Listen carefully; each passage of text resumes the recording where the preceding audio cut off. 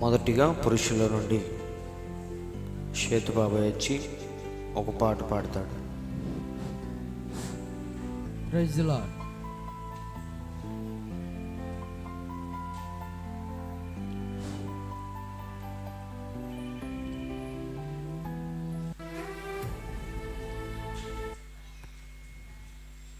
యేసయ్యా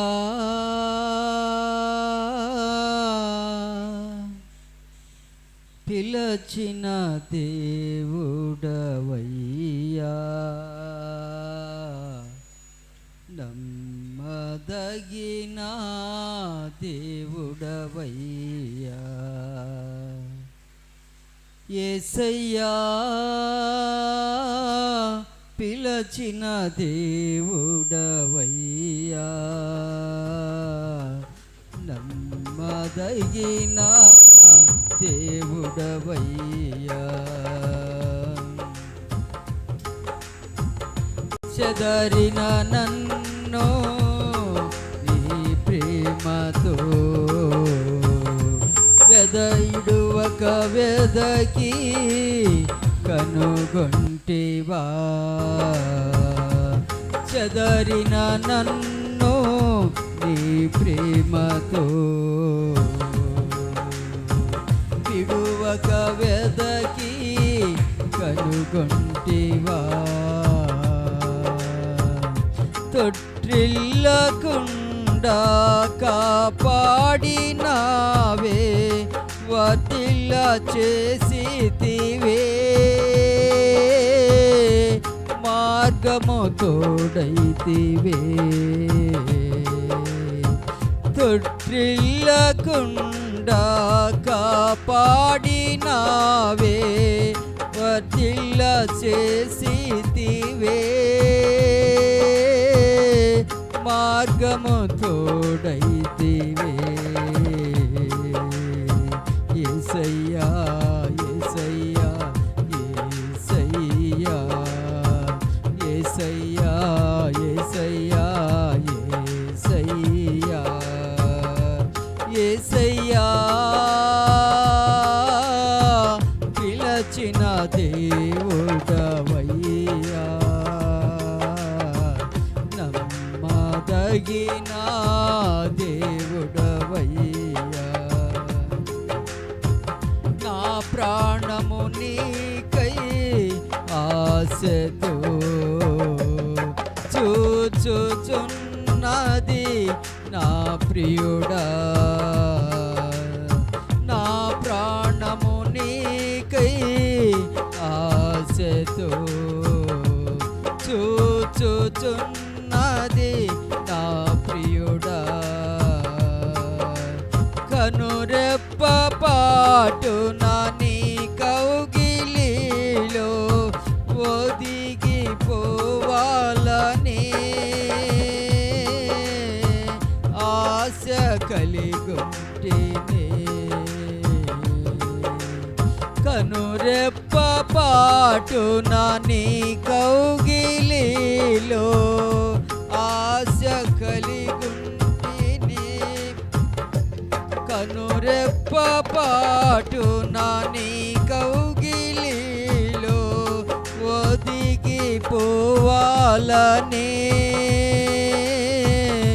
ఆశ కలిగుంటేనే. యేసయ్యా యేసయ్యా యేసయ్యా యేసయ్యా యేసయ్యా యేసయ్యా యేసయ్యా పిలచిన దేవుడవయ్యా, నమ్మదగిన దేవుడవయ్యా, నమ్మదగిన దేవుడవయ్యా. హల్లెలూయా.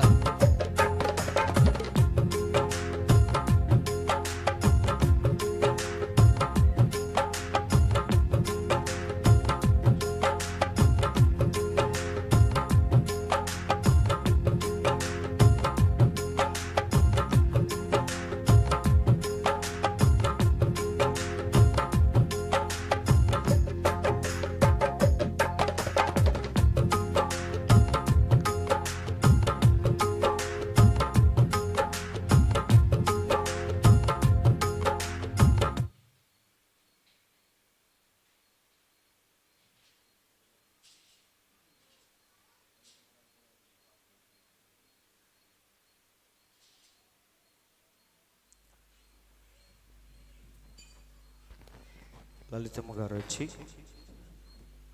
మరొక పాట పాడతారు.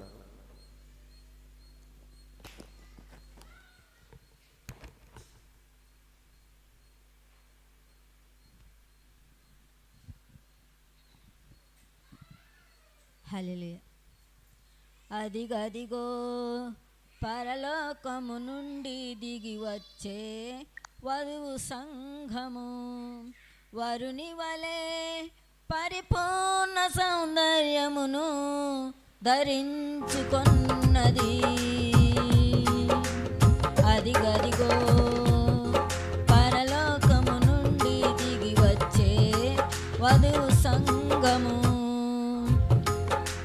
వరుని వలె పరిపూర్ణ సౌందర్యమును ధరించుకొన్నది. అదిగదిగో పరలోకము నుండి దిగి వచ్చే వధువు సంఘము. అల్పవమేగైన నా ప్రాణ ప్రియునికి నిలువెల్ల నివేదించి మై మరుతునే. అల్పవమేగైన నా ప్రాణ ప్రియునికి నిలువెల్ల నివేదించి మై మరుతునే. నా యేసురాజుతో లయము కాని రాజ్యములో ప్రవేశింతునే, పరిపూర్ణమైన పరిశుద్ధులతో. నా యేసురాజుతో లయము కాని రాజ్యములో ప్రవేశింతునే, పరిపూర్ణమైన పరిశుద్ధులతో. అదిగదిగో పరలోకము నుండి దిగి వచ్చే వధువు సంఘము, వరుని వలె పరిపూర్ణ సౌందర్యమును ధరించుకొన్నది. అదిగదిగో పరలోకము నుండి దిగి వచ్చే వధువు సంఘము. కళ్యాణ రాగాలు ఆత్మీయ క్షేమాలు తలపోయుచూనే పరవశింతునే. కళ్యాణ రాగాలు ఆత్మీయ క్షేమాలు తలపోయుచూనే పరవశింతునే. రాజాదిరాజుతో స్వప్నాల సౌధములో విహరింతునే, నిర్మలమైన వస్త్రధారిణై. రాజాదిరాజుతో స్వప్నాల సౌధములో విహరింతునే, నిర్మలమైన వస్త్రధారిణై. అదిగదిగో పరలోకము నుండి దిగి వచ్చే వధువు సంఘము. జయించిన వాడై సర్వాధికారి అయి సింహాసనాసీనుడై నన్ను చేర్చుకొనును. జయించిన వాడై సర్వాధికారి అయి సింహాసనాసీనుడై నన్ను చేర్చుకొనును. సీయోను రాజుతో రాత్రి లేని రాజ్యములో ఆరాధింతునే, వేవేల దూతల పరివారముతో. సీయోను రాజుతో రాత్రి లేని రాజ్యములో ఆరాధింతునే, వేవేల దూతల పరివారముతో. అదిగదిగో పరలోకము నుండి దిగి వచ్చే వధువు సంఘము, వరుని వలె పరిపూర్ణ సౌందర్యమును ధరించుకొన్నది.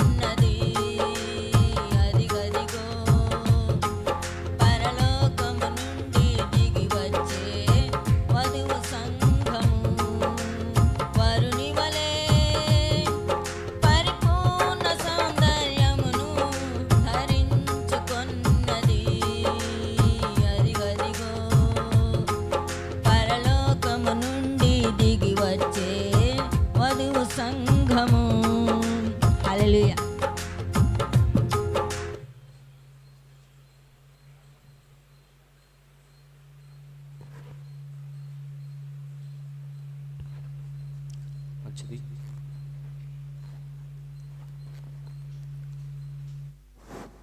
చివరి పాట పాడతారా? వచ్చి పాడండి.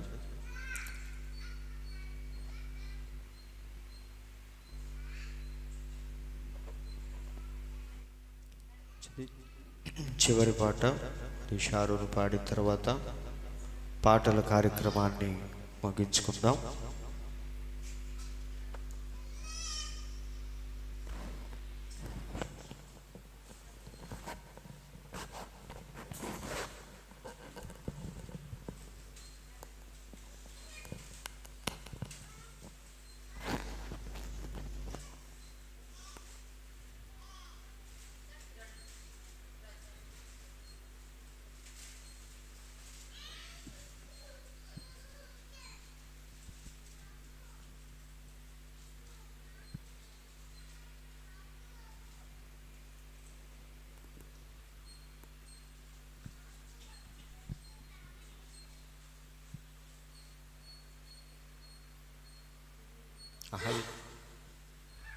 అహల్య పాడదంట.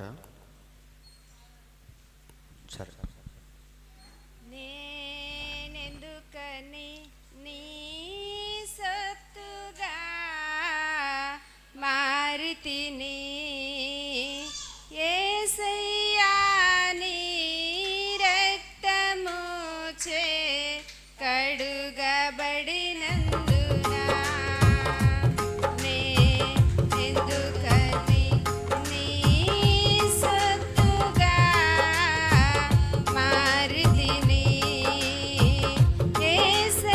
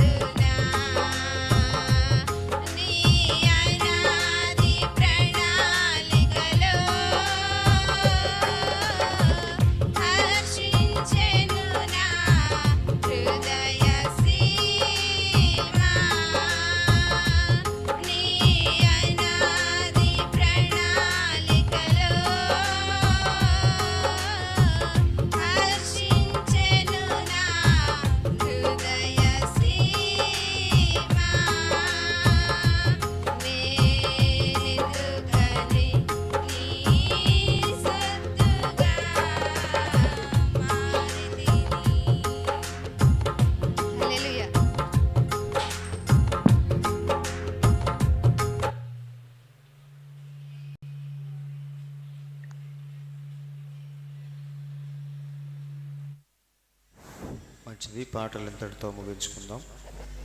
మరి ఈ సమయంలో పాటల కంటే ప్రాముఖ్యమైనది దేవుని యొక్క వాక్యము కాబట్టి కొద్ది నిమిషాలు అందరూ అలాగే ఉండండి. ఇది సాక్ష్యాలకి సమయం. ఎవరైనా ప్రత్యేకముగా సాక్ష్యం చెప్పాలి అనుకుంటే లేచి నిలబడి మీ సాక్ష్యాన్ని చెప్పండి. ఎందుకంటే ప్రతిసారి మనం సాక్ష్యాలకు సమయం ఇవ్వట్లేదు. ఎవరైనా ఉన్నట్లయితే లేచి నిలబడి చెప్పండి. ఎవరు లేకపోతే మనందరం లేచి నిలబడదాం. వాక్య భాగంలోనికి వెళ్ళబోయే ముందుగా కొద్ది నిమిషాలు మనందరం లేచి నిలబడి మన దేవునికి మన స్తుతులు చెల్లిద్దాం. ఎందుకంటే మన దేవుడు స్తుతులకు పాత్రుడు, స్తోత్రార్హుడు. అత్యున్నతమైన సింహాసనం మీద ఆయన ఆసీనుడై ఉండి పరలోక సైన్య సమూహముతో ఎల్లప్పుడూ పరిశుద్ధుడు పరిశుద్ధుడు పరిశుద్ధుడు అని గాన ప్రతిగానాలతో నిత్యము కొనియాడబడే మన దేవుడు మనము చేసే స్తుతుల మీద ఆయన ఆసీనుడుగా ఉండాలని ఆశపడుతున్నాడు. మనందరితో ఆయన సహవాసము చేయాలని, మనతో ముచ్చటించాలని, మన విన్నపాలు ఆలకించాలని ఆయన ఎంతగానో ఇష్టపడుతున్న దేవుడు. కాబట్టి మనందరం కొద్ది నిమిషాలు సర్వశక్తిమంతుడా, సర్వోన్నతుడా, జీవము కలిగిన యేసయ్యా మీకు స్తోత్రములు స్తోత్రములు స్తోత్రములు స్తోత్రములు స్తోత్రములు స్తోత్రములు ప్రభువా. స్తుతులు స్తుతులు స్తోత్రములు తండ్రి. నిజముగా మీకు ఎన్ని స్తుతులు చెల్లించినా మీ రుణాన్ని మేము తీర్చుకోలేము ప్రభువా. ఎందుకంటే నీవు చేసిన కార్యములు ఎంతో గొప్పవి. మా పట్ల నీవు కలిగి ఉన్న ప్రేమ, కృప అవి ఎంతో గొప్పవి ప్రభువా. నీవు కలిగి ఉన్న ప్రణాళిక ఎంతో గొప్పది తండ్రి. అందుకే మా కొరకు ప్రాణం పెట్టిన వారు ఎవరు లేరు. కానీ నీవు మా కొరకు ప్రాణము పెట్టి నిజమైన స్నేహితుడు అని నీవు చూపించుకున్నందుకు స్తోత్రములు ప్రభువా. అందుకే అబ్రహాము దగ్గరికి వచ్చి అంటున్నావు, నా స్నేహితుడవైన అబ్రహామా, నేను చేయబోయే కార్యమును నా స్నేహితుడైన అబ్రహాముకు దాచెదనా అని అబ్రహాముతో నీకున్న సంబంధాన్ని తెలియచేసిన గొప్ప దేవా మీకు స్తోత్రములు. అబ్రహాముతో మమ్రే దగ్గర ఉన్న సింధూర వనములో ఉన్న దేవుడవు ఈరోజు మా మధ్య ఉన్నందుకు స్తోత్రములు తండ్రి. అవే కార్యములు మా మధ్య చేయబోతున్నందుకు స్తోత్రములు ప్రభువా అని ప్రతి ఒక్కరూ అని ప్రార్థిస్తూ ఉండగా పరిశుద్ధ గ్రంథంలో నుండి ఒక చిన్న వాక్యాన్ని మనం చదువుకొని ముందుకు సాగుతాం. మరి ఆల్రెడీ మనం ప్రారంభించిన అంశమే హెబ్రీలకు రాసిన పత్రిక. మరి మధ్యలో ల్యాప్టాప్ పని చేయకపోవటం వల్ల కొద్ది రోజులు లైవ్ ఇవ్వలేకపోయాం. మళ్ళీ తిరిగి మన అంశంలోనికి మనం వద్దాం. హెబ్రీలకు రాసిన పత్రిక 2వ అధ్యాయము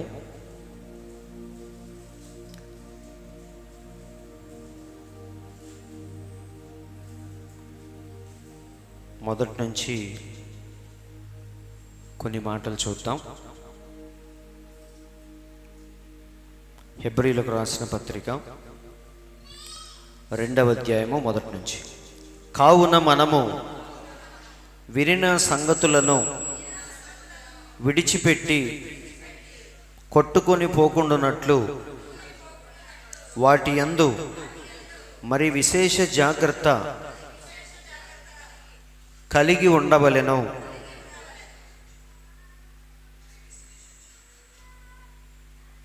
ఎందుకనగా దేవదూతల ద్వారా పలుకబడిన వాక్యము స్థిరపరచబడినందున ప్రతి అతిక్రమమును అవిధేయతయు న్యాయమైన ప్రతిఫలము పొంది ఉండగా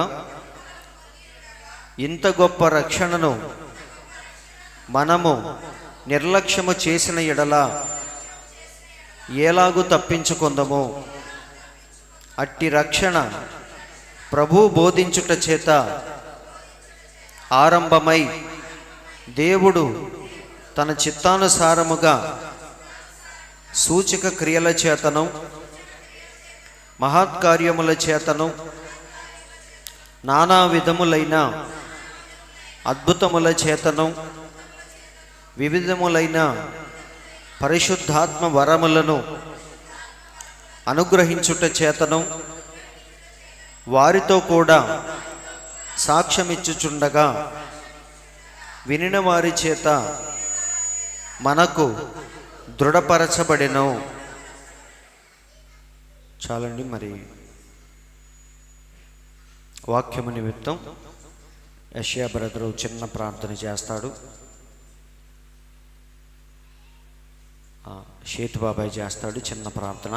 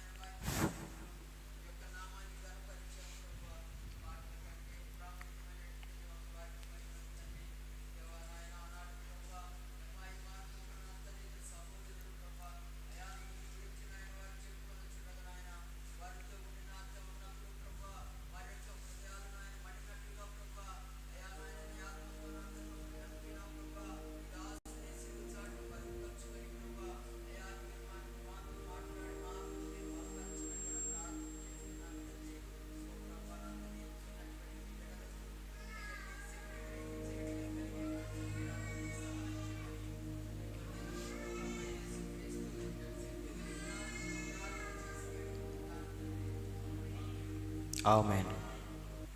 మంచి, దయచేసి అందరూ కూర్చోండి. దేవుని పరిశుద్ధ నామానికి స్తోత్రములు. వచ్చిన మీ అందరికీ నా వందనాలు. మరి ఈ ఉదయకాల సమయంలో దేవుడు మనల్ని ప్రేమించి ఎంతో చక్కని సమయాన్ని మనకు అనుగ్రహించాడు. చదవబడిన వాక్యాన్ని ఉద్దేశించి కొద్ది నిమిషాలు దేవుని యొక్క మాటలు మనం విందాం. అందరూ వినడానికి సిద్ధంగా ఉన్నారు కదా? మరి ఆల్రెడీ మనం హెబ్రీలకు రాసిన పత్రికను ప్రారంభించాం. మొదటి అధ్యాయం అంతా మనం ఆల్రెడీ ధ్యానించాం. దాని తర్వాత కొంచెం ఇబ్బంది అయ్యి మనం ప్రసంగాన్ని ఆపేశాం. మరి లైవ్లో ఉన్నవారు మనం వెళ్ళిపోతున్నామేమో అనుకోవచ్చు. లైవ్ లేదు కాబట్టి ఆ అంశాన్ని కూడా ఆపేసి వేరే అంశాల గురించి మనం మాట్లాడుకున్నాం. తిరిగి మళ్ళీ 2వ అధ్యాయంలోనికి మనం వద్దాం. మరి ఇక్కడ చూస్తే మొదటి అధ్యాయములో పౌలు ఏం చేశాడంటే, చూడండి, మొదటి అధ్యాయంలో యేసును ప్రవక్త నుండి లేక ధర్మశాస్త్రము నుండి వేరుపరిచి యేసు ఎవరో చూపిస్తున్నది. అపోస్తలుడైన పౌలు హెబ్రీలకు రాసిన పత్రికలో మొట్టమొదటి అధ్యాయంలో ఆయన చేసింది ఏంటంటే యేసుక్రీస్తు యొక్క గొప్పతనాన్ని వివరించాడు. ఆయన ప్రవక్తలందరికంటే, దూతలందరికంటే ఎంత గొప్పవాడో తెలియజేస్తూ ఉన్నాడు. ప్రకటన గ్రంథాన్ని మనం చూస్తే యోహాను మొట్టమొదటి అధ్యాయంలో యేసుక్రీస్తు యొక్క 7 శక్తిని, స్వరూపాన్ని ఎలాగైతే వివరించాడో, ఇక్కడ పౌలు కూడా హెబ్రీలకు రాసిన పత్రికలో యేసయ్య యొక్క గొప్పతనాన్ని, ఔన్నత్యాన్ని, దూతలందరికంటే ఆయన ఎంత గొప్పవాడో, ప్రవక్తలందరికంటే ఎంత గొప్పవాడో ఆయన వివరిస్తూ ఉన్నాడు. అందుకే మన యేసయ్య భూమి మీద ఉన్నప్పుడు ఆయన ఏమన్నాడు? సొలొమోను కంటే గొప్పవాడు ఇక్కడ ఉన్నాడు అని చెప్పాడు. దావీదు గురించి మాట్లాడేటప్పుడు ఏమన్నాడు? దావీదు కంటే గొప్పవాడు ఇక్కడ ఉన్నాడు. కాబట్టి మన దేవుడు ప్రవక్తల వరుసలో వచ్చినా సరే ప్రవక్తలందరికంటే ఆయన గొప్పవాడని పౌలు చక్కగా తెలియజేస్తూ ఉన్నాడు.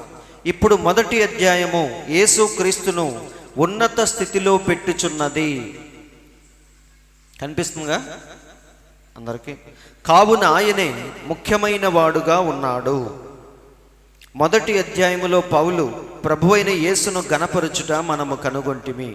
సో పౌలు యొక్క జీవితం ఎక్కడి నుంచి ప్రారంభించబడిందంటే, దమస్కు వెళ్ళేటప్పుడు దేవుడు ఆయన తన్ని కింద పడేశాడు కదా, ఆ అనుభవంతోనే ఆయన జీవితం అనేది గొప్ప మలుపు తిరిగింది. ఏలాగూ అతడు శక్తిని కోల్పోయినాడో దమస్కు త్రోవలో ఆ మార్గములో అతడు పొందిన అనుభవాన్ని చూపించెను. ఆ అనుభవంతో పౌలు ఏం చేశాడు, తన యొక్క సాక్ష్యాన్ని, తన సేవను, పరిచర్యను అన్నిటినీ కూడా ఆ అనుభవంతోనే ప్రారంభించాడు. అయితే పౌలుకు వచ్చిన ఈ దర్శనాన్ని, అనుభవాన్ని దేంతో పోల్చి చూశాడు ఆయన?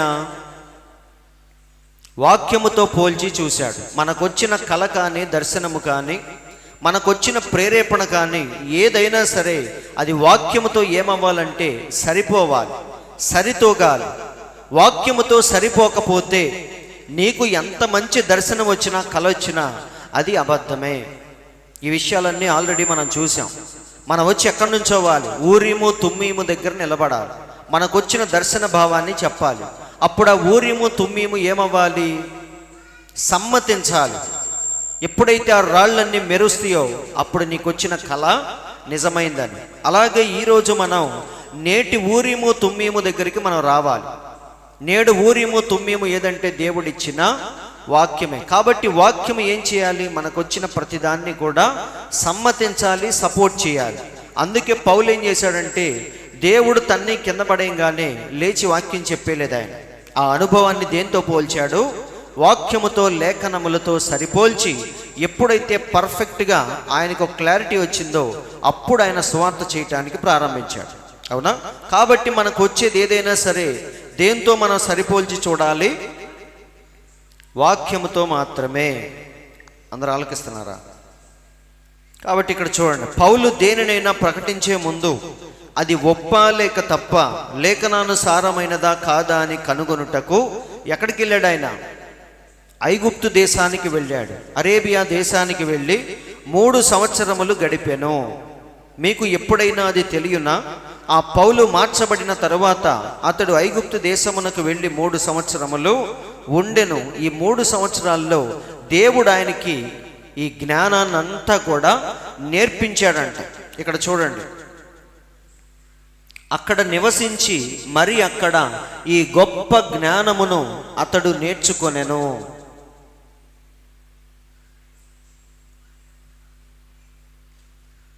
కనిపిస్తుందా? కనిపించినంత వరకు చూడండి.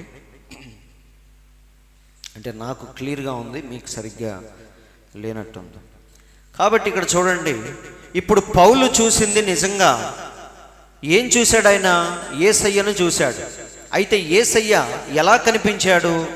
ఒక అంగీ ధరించుకొని భూమి మీద ఎలాగైతే గెడ్డం పెంచి రోడ్డు మీద తిరుగుతున్నాడో అలా కనిపించలేదు. పౌలుకి ఎలా కనిపించాడు?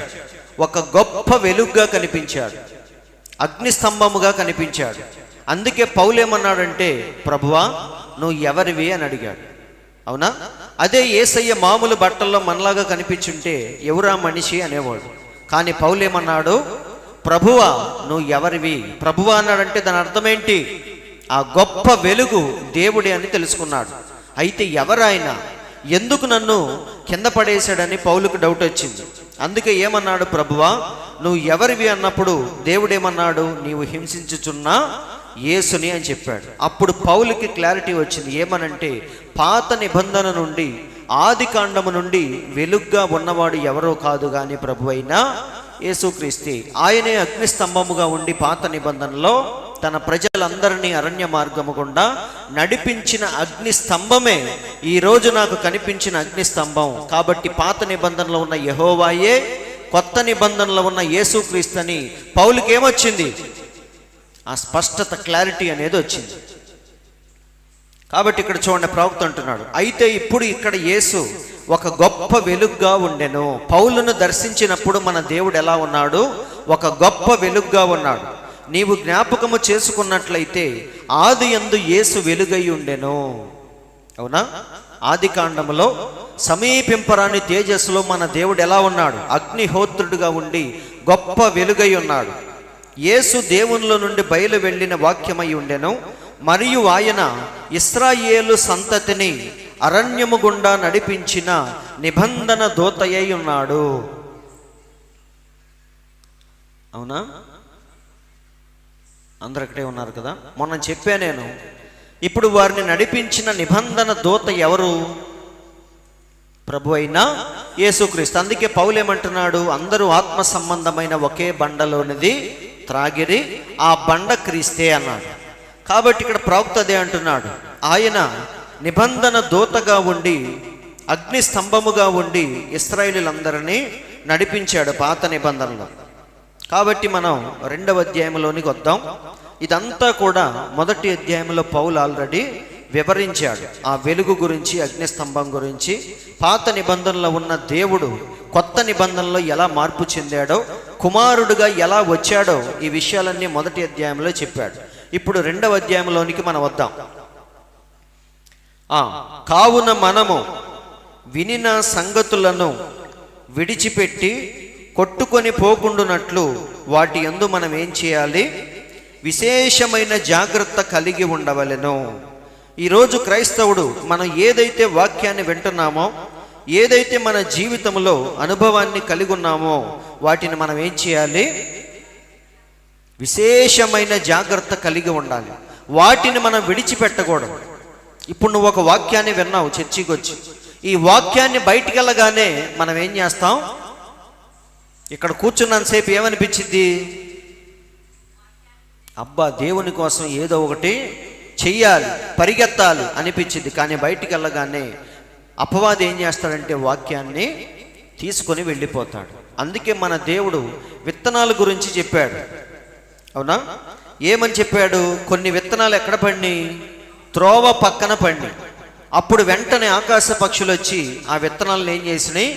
తీసుకొని వెళ్ళిపోయినాయి. కాబట్టి ఈరోజు క్రైస్తవులతో వచ్చిన సమస్య కూడా అదే అంటున్నాడు. పాస్టర్ గారు చెప్పినప్పుడు వారికి ఏమనిపించింది? దేవుని కోసం ఏవైనా సరే చెయ్యాలి అనుకుంటారు. ఏదైనా ఒక దర్శనం కలిగినప్పుడు మన హృదయం నిజంగా చాలా ఆనందించింది. దేవుడు గనక మనతో ఏదైనా అనుభవపూర్వకముగా దేవుడు మనతో మాట్లాడతాడు. చర్చికి వస్తే వాక్యము ద్వారా దేవుడు నీతో మాట్లాడతాడు. నువ్వు ప్రయాణంలో ఉంటే నీ ఎదుట జరిగే సంఘటనల ద్వారా దేవుడు నీతో ఏదో మాట్లాడుతూ ఉంటాడు. ఇలా ఎప్పుడైతే దేవుడు నాతో మాట్లాడుతున్నాడు అని నువ్వు తెలుసుకుంటావో, దాన్ని మనం ఏం చేయాలి? ఆ అనుభవాన్ని కానీ, ఆ వాక్యాన్ని కానీ, ఆ సంఘటన కానీ మనం మర్చిపోకూడదు. అవునా? దాన్ని మనం ఏం చేయాలంటే మన జీవితంలో దాని మీద మనం సాధన చేయాలి. సాధన అంటే అర్థం ఏంటి? ఎక్సర్సైజ్. మనందరికీ తెలుసు ఎక్సర్సైజ్ అంటే అర్థం ఏంటి? పొద్దున్నే లేచి ఆరోగ్యం కోసం మనం ఏం చేస్తాం? యోగా చేయటం, పరిగెత్తటం, ఎక్సర్సైజ్ చేయటం. ఇవన్నీ ఎందుకు చేస్తామంటే మన శరీరాన్ని కండిషన్లో పెట్టుకోవటానికి. అలాగే ఇక్కడ పౌలు ఏమంటున్నాడంటే దేవుని వాక్యాన్ని కూడా మనం ఏం చేయాలి?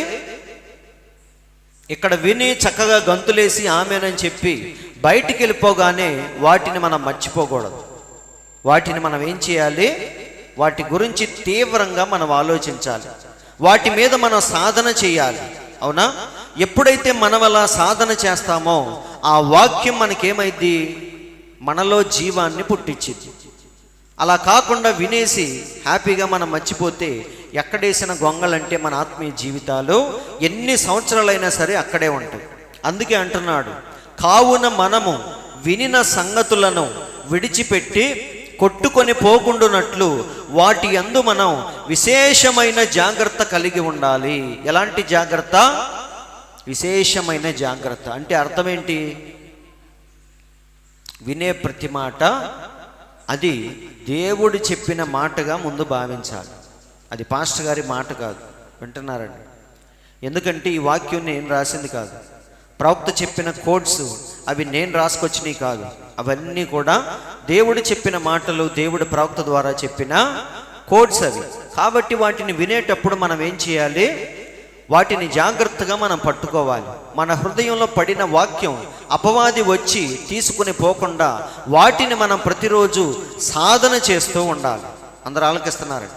లేకపోతే మన జీవితాలు మారో. చాలామంది ఏం చేస్తారంటే ఎంతో కాలం నుండి చర్చికి వెళ్తున్నాను, దశంభాగాలు ఇస్తున్నాను, అన్నీ చేస్తున్నాను, కానీ నా జీవితం మాత్రం మారట్లేదు, నా కుటుంబంలో ఆశీర్వాదం అనేది నేను ఎప్పటిదాకా చూడలేదు, నా పాపం అనేది ఇప్పటిదాకా నేను విడిచిపెట్టలేదు అని చాలామంది చెప్తా ఉంటారు. ఎందుకంటే వారు వినటానికైతే వింటారు, కానీ అపవాది వచ్చి ఏం చేస్తుంది, వారి హృదయంలో పడిన వాక్యపు విత్తనాన్ని తీసుకుని వెళ్ళిపోతుంది. ఇక్కడ చూడండి, మనము ఆ సంగతులు జరుగుట చూచినప్పుడు, ఏ సంగతులు, దేవుడు నీ జీవితంలో ఏదైనా చేస్తే ఆ సంగతులు, లేదా పాస్టర్ గారి చర్చిలో ఏమైనా నీకు హృదయానికి హత్తుకునేటట్టుగా ఏమైనా చెప్తే దాన్ని మనం ఏం చేయాలి, ఇది నా గురించి కాదులే అని పెడచెవినే పెట్టకూడదు. అవునా? చెప్పే ప్రతి మాట అది నన్ను ఉద్దేశించి అనుకోవాలి. చాలామంది ఆశీర్వాదాలు దీవెనలు అయితే నాయి అనుకుంటారు. అవునా? శాపాలు ఏమన్నా విమర్శలు ఏమన్నా వచ్చినాయి అనుకో, ఇది మంద కాదులే అనుకుంటారు. అవునా? కానీ కాదండి, మంచి చెడు అన్నీ కూడా పాస్టర్ గారు చెప్పే ప్రతి మాట నన్ను ఉద్దేశించిందే అనుకోవాలి. మనం వింటున్నారా? విమర్శనాత్మకంగా మనం చూడకూడదు, వివేచించాలి. అదే అంటున్నాడు, ఆ సంగతులు జరుగుట చూచినప్పుడు మనం ఏం చేయాలి? ఇక్కడ చూడండి, కొట్టుకొని పోకుండా మనము చూడవలెను. అంటే వాటిని ఏం చేయాలి? మనం సాధన చెయ్యాలి. అందరూ ఆలకిస్తున్నారా? అందుకే దేవుడు ఏమన్నాడు ఇక్కడ చూడండి, త్రోవ పక్కన ఉండువారు వారు వినువారు కానీ నమ్మి రక్షణ పొందుదాం అనుకునే లోపు అపవాది వచ్చి వారి హృదయంలో నుండి వాక్యమును ఎత్తుకొని పోవును. వాడికి ఆ ఛాన్స్ ఇవ్వకుండా ఉండాలంటే మనం ఏం చేయాలి? విత్తనం పడంగానే దాన్ని పట్టుకోవాలి మనం. అవునా? ఆ వాక్యము దేని గురించి, ప్రవక్త ఏమని దానికి వివరణ ఇచ్చాడు, అది మన జీవితానికి సరిపోయిద్దా లేదా, ఒకవేళ సరిపోతే మనం ఆ స్థితిలో ఉన్నామా లేదా, ఒకవేళ ఉంటే దాన్ని మనం ఏం చేయాలి? తక్షణమే సరి చేసుకోవాలి. ఇలా మనం ఎప్పుడైతే ఆలోచిస్తామో అది నిజంగా మన జీవితంలో పని చేస్తూ ఉంటుంది. ఇది మంద కాదులే, మన గురించి కాదులే అనుకుంటే మాత్రం మన జీవితాలు ఎప్పటికీ అలాగే ఉంటాయి. దేవుడు అదే అంటున్నాడు, నమ్మి రక్షణ పొందకుండానట్లు అపవాది వచ్చి వాడి విత్తనాన్ని తీసుకుని వెళ్ళిపోయిద్ది. సో ప్రవక్త అంటున్నాడు చూడండి, కానీ పాత నిబంధనలో మనం చూస్తే ఈరోజు అంటే భక్తి అనేది చాలా ఆటకాయతనంగా ఉంది, మనకి చాలా జోక్గా తీసుకుంటా ఉంటాం మనం. అవునా? చర్చికి వచ్చినా సరే మనం ఏం చేస్తూ ఉంటాం? మల్టీ టాస్కింగ్ చేస్తూ ఉంటాం. అంటే అర్థం ఏంటి? ఒకరితో చాట్ చేస్తూ ఉంటాం. అవునా? కానీ వాక్యం వింటూ ఉంటాం. చాట్ చేస్తూ ఉంటాం, మళ్ళీ మధ్య మధ్యలో ఆమెనని చెప్తూ ఉంటాం. అంటే మనం ఏం చేస్తున్నాం? డ్యూయల్ రోల్ ప్లే చేస్తూ ఉన్నాం. వింటున్నారండి? ఇలా వినేది కాదు వాక్యం అంటే. మనమేదో ఒక థియేటర్లో కూర్చొని, మనమేదో థియేటర్కి వెళ్ళి ఏదో వేడుక చూస్తా చేతిలో ఏదో ఒక పాప్కార్న్ ప్యాకెట్ పెట్టుకొని అలా చూసేది కాదండి. అందుకే దేవుడు ఏమన్నాడు, నరపుత్రుడా నేను నీతో మాట్లాడాలి, నీవు చక్కగా నిలబడు అంటున్నాడు. చక్కగా అంటే అర్థం ఏంటి? చేతులు కట్టుకొని నిలబడటమా? కాదండి, నీ మనసంతా ఏం చేయాలి? దాని మీద కేంద్రీకరించాలి. కాబట్టి ప్రవక్త అంటున్నాడు చూడండి, పాత నిబంధనలో మనం చూస్తే ఇప్పుడు ఎలా ఉంది చెప్పండి? అన్ని జోక్గా మారిపోయినాయి. కానీ పాత నిబంధనలో మనం చూస్తే నేడు మనము విడిచిపెట్టునట్లుగా వారు దాన్ని విడిచిపెట్టేవారు కాదు. పాత కాలానికి మనం వెళ్తే రోజు రోజుకి ప్రపంచం ఏమవుతుంది? ఎలా మారిపోతుంది? అపహాస్యకులు ఎక్కువైపోతున్నారు. అవునా? అందుకే దేవుడు ఏమన్నాడు, మనుష్య కుమారుని రాకడ దినాల్లో అసలు విశ్వాసమును కనుగొందునా అన్నాడా లేదా? అంటే విశ్వాసం ఏమవుతుంది? రోజు రోజుకి తగ్గిపోతుంది. మనుషుల్లో వెటకారం అనేది రోజు రోజుకి ఏమవుతుంది? పెరిగిపోతుంది. ఏం చెప్పినా సరే దాన్ని ఎలా చూస్తారు? వెటకారంగా చూస్తూ ఉంటారు. అవునా కాదు? మరీ ముఖ్యంగా దేవుని గురించి భక్తి విషయంలో మాత్రం ఎలా ఉంటారు? ఎందుకంటే చదువు ఎక్కువైపోయింది, జ్ఞానం ఎక్కువైపోయింది. అందుకే వారు ప్రతి దాన్ని ఎలా చూస్తారంటే ఒక సైంటిఫిక్గా, ప్రాక్టికల్గా ఆలోచించి దాన్ని చాలా జోక్గా తీసుకుంటూ ఉంటారు. కానీ పాత నిబంధనలోనికి మనం వెళ్తే దేవుని పిల్లలందరూ కూడా వాక్యాన్ని ఎలా తీసుకున్నారు? నేడు మనము విడిచిపెట్టునట్లుగా వారు దాన్ని విడిచిపెట్టేవారు కాదు. ఒక వాక్యాన్ని విన్నారు అంటే దాన్ని ఏం చేసేవాళ్ళు? దాని మీద వాళ్ళు సాధన చేసేవారు. మంచి ఉదాహరణ అబ్రహాముకు దేవుడు చెప్పాడు, ఏమని? నీకు పిల్లల్ని ఇస్తాను అని. ఇప్పుడు ఆ మాటను పట్టుకొని అబ్రహాము ఎన్ని సంవత్సరాలు ఎదురు చూశాడు? 25 సంవత్సరాలు అబ్రహాము ఎదురు చూశాడు. దాన్ని మధ్యలో విడిచిపెట్టలేదు. మనమైతే ఏం చేస్తాం? 1-2 సంవత్సరాలు చూసి దాన్ని వదిలేస్తాం. దేవుడు ఇచ్చేది లేదు, పెట్టేది లేదు, ఇక్కడ మన పనులన్నీ ఆగిపోతున్నాయి అని చెప్పేసి మనం ఏం చేస్తాం?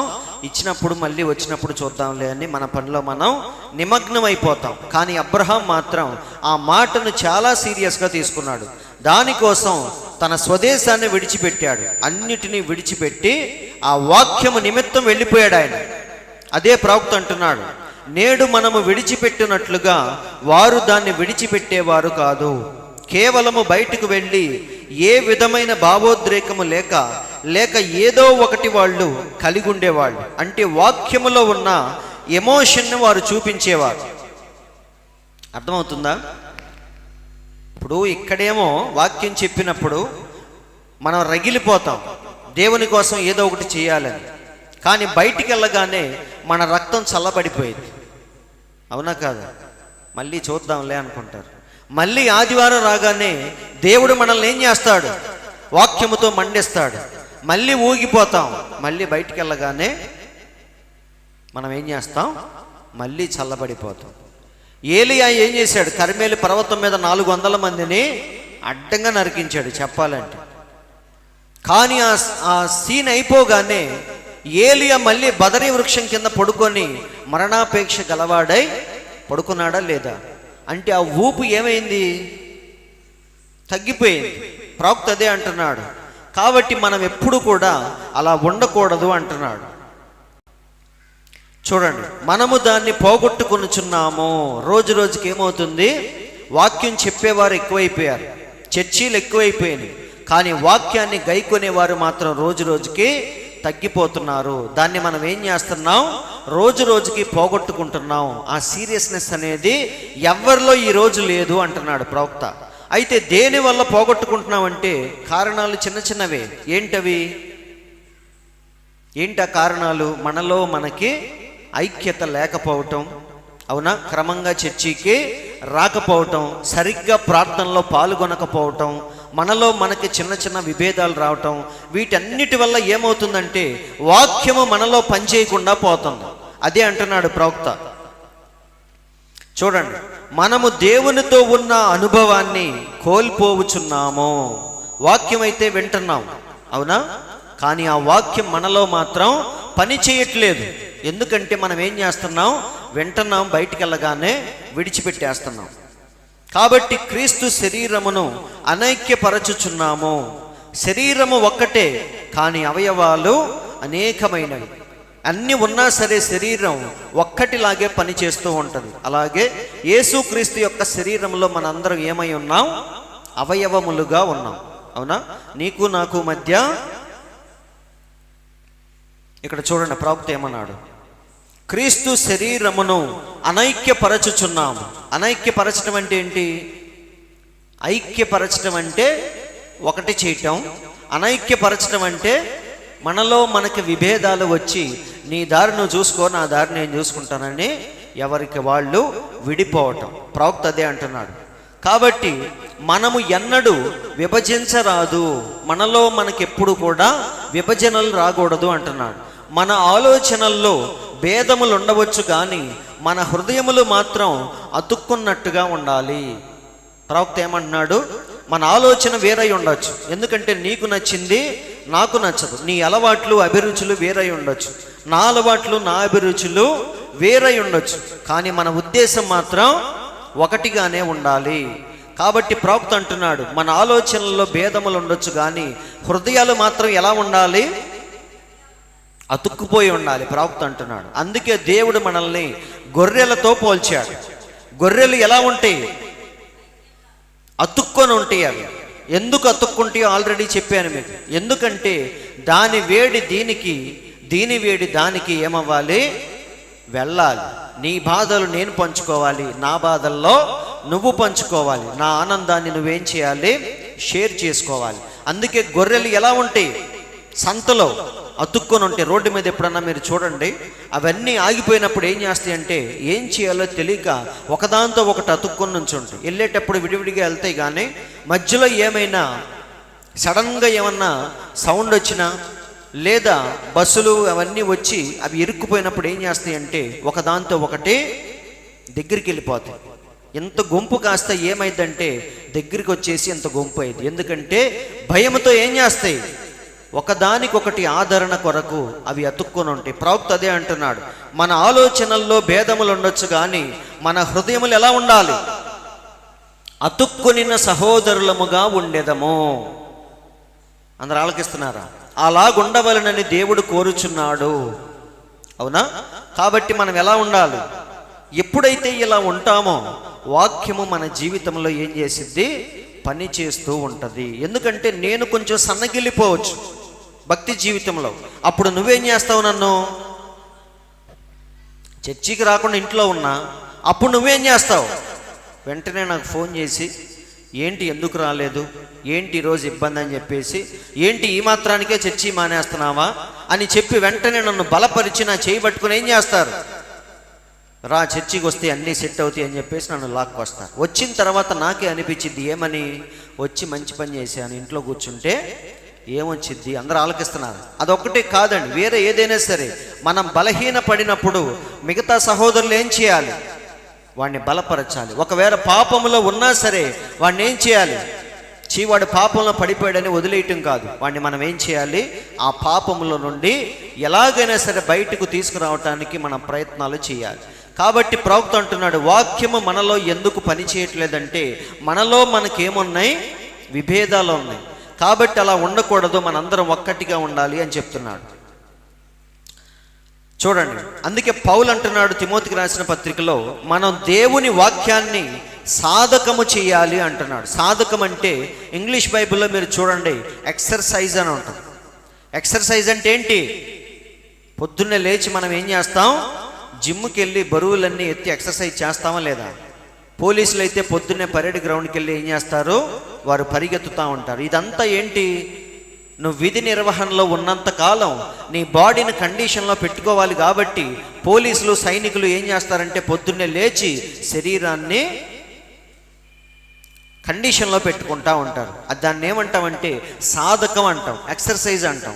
అయితే పౌలు ఏమంటున్నాడో చూడండి, శరీర సంబంధమైన సాధకము కొంత మట్టుకే ప్రయోజనకరము. అవునా? రోజు నువ్వు పరిగెత్తి చేసే ఎక్సర్సైజు నీకు ఎంతవరకు ఉపయోగపడిద్ది చెప్పండి. డాక్టర్ గారు చెప్పారు ఏమని, హార్ట్ పేషెంట్కి రోజు పొద్దున్నే లేదా సాయంత్రం 1 గంట సేపు నడవాలి. ఎందుకంటే నీకు బైపాస్ ఆపరేషన్ జరిగింది, తిని ఇంట్లో అలాగే కూర్చున్నావు అనుకో, మళ్ళీ ఏమైంది, ఎక్కడిదక్కడ పేరుకుపోయి మళ్ళీ నిన్ను ఐసీయూలో పెట్టాలి. అందుకని నువ్వేం చేయాలి, ఊరికే కూర్చోకుండా రోజుకు 1 గంట సేపు నడుస్తూ ఉండు అని చెప్తే దాన్ని మనం ఎలా భావిస్తామంటే అదే మన లైఫ్ అన్నట్టుగా భావిస్తాం. ఎన్ని పనులున్నా సరే పక్కన పెట్టి మనం ఏం చేస్తాం, రోజు దాన్ని సాధన చేస్తూ ఉంటాం, ఎక్సర్సైజ్ మనం చేస్తూ ఉంటాం. అయితే అది ఎంతవరకు ఉపయోగపడిద్ది, 70 ఏళ్లకు పోయేవాడు 80 ఏళ్లకు పోతాడు, అంతేనా? 80 ఏళ్లకు పోయేవాడు 90 ఏళ్లకు పోతాడు. అంతకు మించి మనం ఈ భూమి మీద తిష్టేసుకొని ఉంటామా ఏంటి? ఆ ఎక్సర్సైజ్ మనకేమీ మొత్తం ఉపయోగపడదు. జస్ట్ మన యొక్క చావుని ఏం చేసిద్దంటే ఒక 5-10 ఏళ్ళు పోస్ట్ పోన్ చేసిద్ది. అదే అంటున్నాడు పౌలు, శరీర సంబంధమైన సాధకము కొంచెము మట్టుకే ప్రయోజనకరమవును కానీ దైవ భక్తి, ఏ భక్తి, నిజమైన భక్తి అది, అంతేగాని ఫార్మాలిటీగా చేసే భక్తి కాదండి. ఈరోజు చాలామంది ఫార్మాలిటీగా భక్తి చాలా పర్ఫెక్ట్గా చేస్తారు. పొద్దున్న 5 గంటలకు ప్రార్థన అంటే ఖచ్చితంగా 5ంటికి లేచి కూర్చుంటాడు. అవునా? అయితే అది ఎలా ఉండాలి, ఒరిజినల్గా ఉండాలి. మనం ఏడవాలి దేవుని దగ్గర, కానీ ఏడుపు రాకుండా ఏడవకూడదు. మనం గట్టిగా అరవాలి, కానీ లోపల ఎమోషన్ లేకుండా అరవకూడదు. కాబట్టి దేవుడు దేన్ని చూస్తాడు, మన పెదవుల్ని కాదు, కానీ దాని వెనక ఉన్న ఉద్రేకాన్ని, ఎమోషన్ని చూస్తాడు మన దేవుడు. అవునా? కాబట్టి దైవభక్తి అంటే ఏంటి, ఈరోజు అందరూ అరిచి కేకలేసేది కాదండి. నిజమైన దైవభక్తి చదవండి, ఇప్పటి జీవము విషయములోను డాక్టర్ గారు చెప్పారు ఏమని, రోజును 1 గంట నడవకపోతే చస్తావు. వింటున్నారండి? కానీ దైవభక్తిని గనక నువ్వు సాధకం చేస్తే రోజు గంట సేపు నడవకపోయినా దేవుడు నీ జీవితాన్ని కాపాడుతాడు. అందరూ ఆలకిస్తున్నారు. ఆ మాటను మీరు అర్థం చేసుకోండి. అంటే నడవటం మానేయాలా, డాక్టర్ గారు చెప్పింది మానేయాలా అని కాదండి. నువ్వు రోజు డాక్టర్ గారు చెప్పినట్టుగా చేస్తా ఉంటావు. కానీ దానికంటే ప్రాముఖ్యమైనది ఏంటి? దైవభక్తి.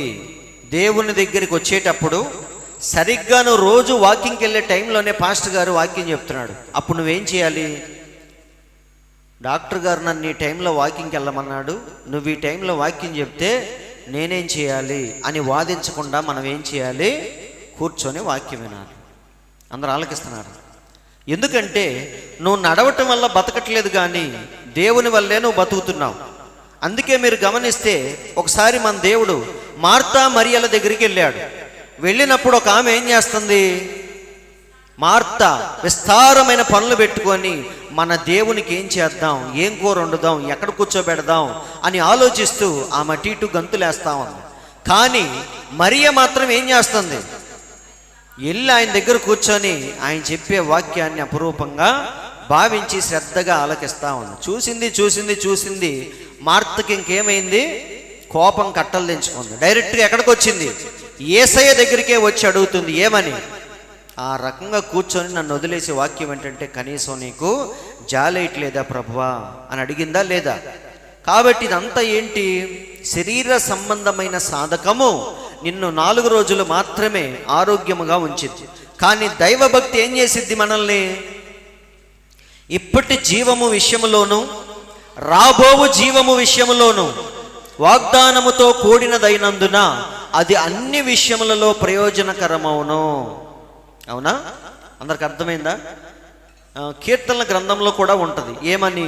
యెహోవా యందు భయభక్తులు కలిగి చెడుతనమును విసర్జించము, అప్పుడు నీ దేహమునకు ఆరోగ్యమును నీ ఎముకలకు సత్తువయు కలుగును.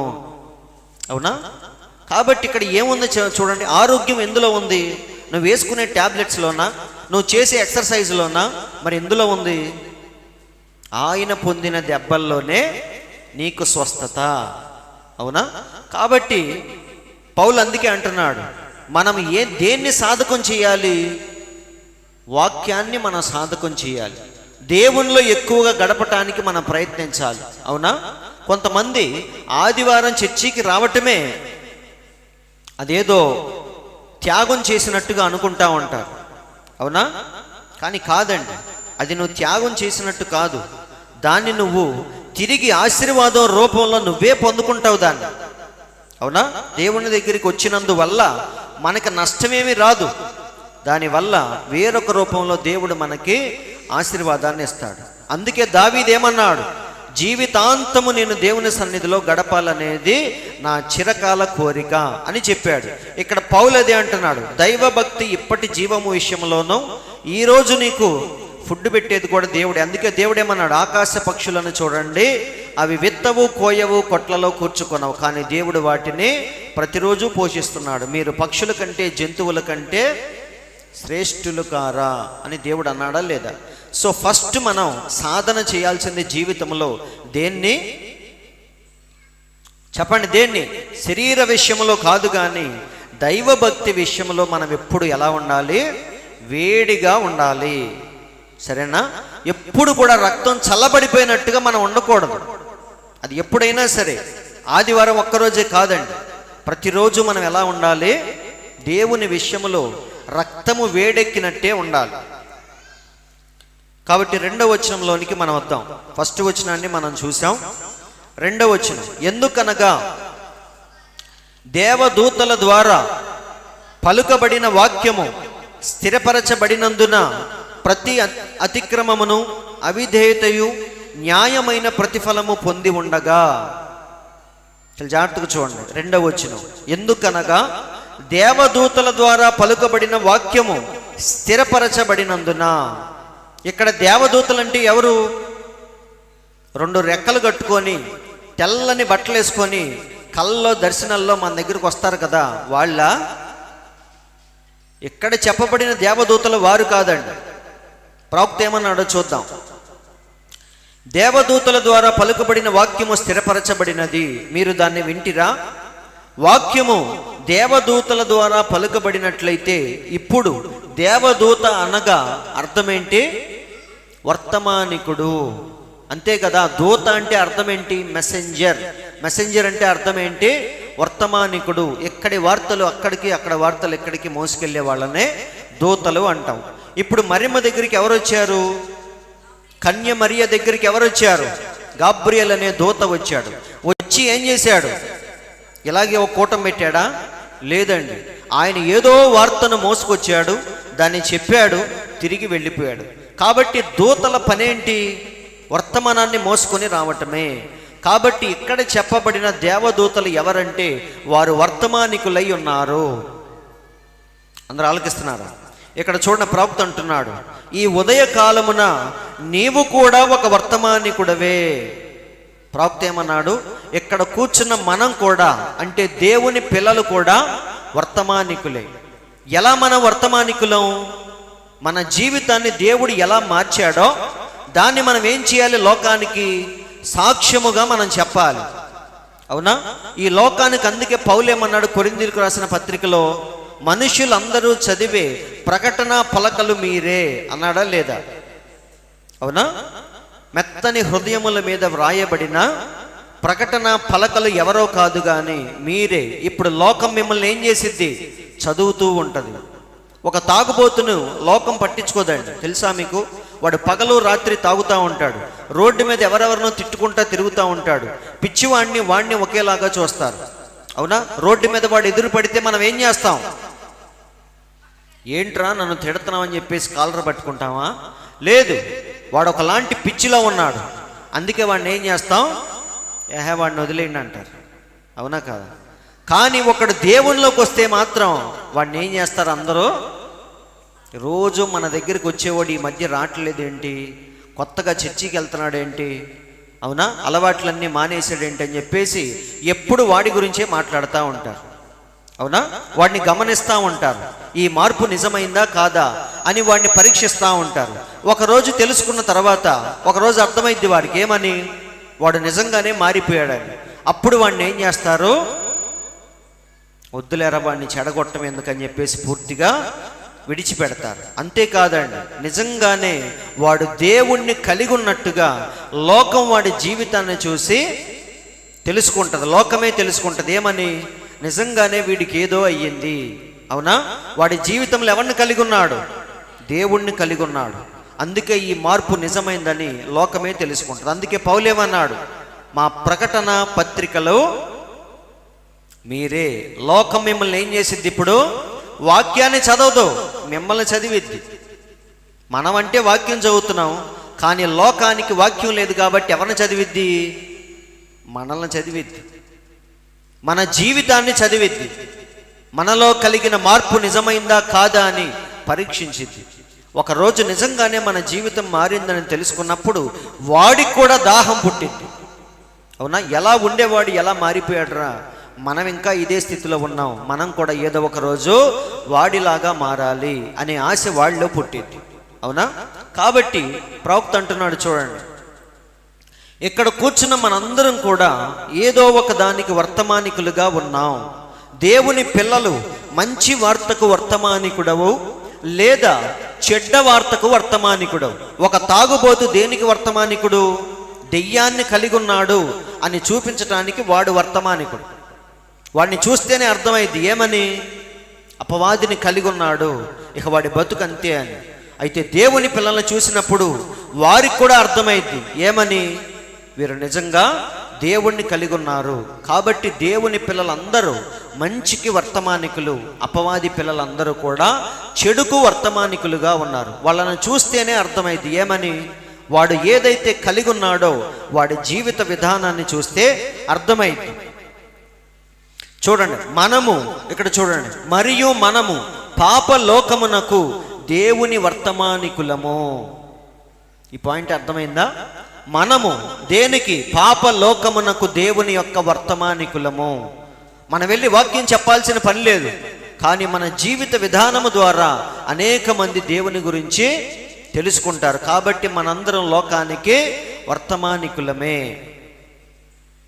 ఇక్కడ చూడండి, ఒక స్త్రీ తప్పులో ఉండుట చూసినప్పుడు ఆమెను తీసుకుని వెళ్ళి ప్రభువును ఆరాధించు సహోదరి, అచ్చట దీనికంటే ఉత్తమమైన జీవితం ఉన్నదని ఆమెతో చెప్పవలెను. ఇప్పుడు మనం ఏం చేయాలి? మనం మారిపోయిన తర్వాత ఏదైనా ఒక స్త్రీ వ్యభిచారములో ఉన్నప్పుడు ఆమె దగ్గరికి వెళ్ళి మనం ఏం చెప్పాలి? ఈ నీచమైన జీవితము కంటే ఉన్నతమైన జీవితం ఏదో ఉంది, దేవుని దగ్గరికి రా అని ఆమెను ఏం చేయాలి? మనం తీసుకొచ్చి చూపించాలి. వచ్చిన తర్వాత ఆమెకు అర్థమైంది ఏమని, చిచి ఇప్పటిదాకా నేను జీవించింది. అందుకే సమరయ స్త్రీ ఏం చేసింది?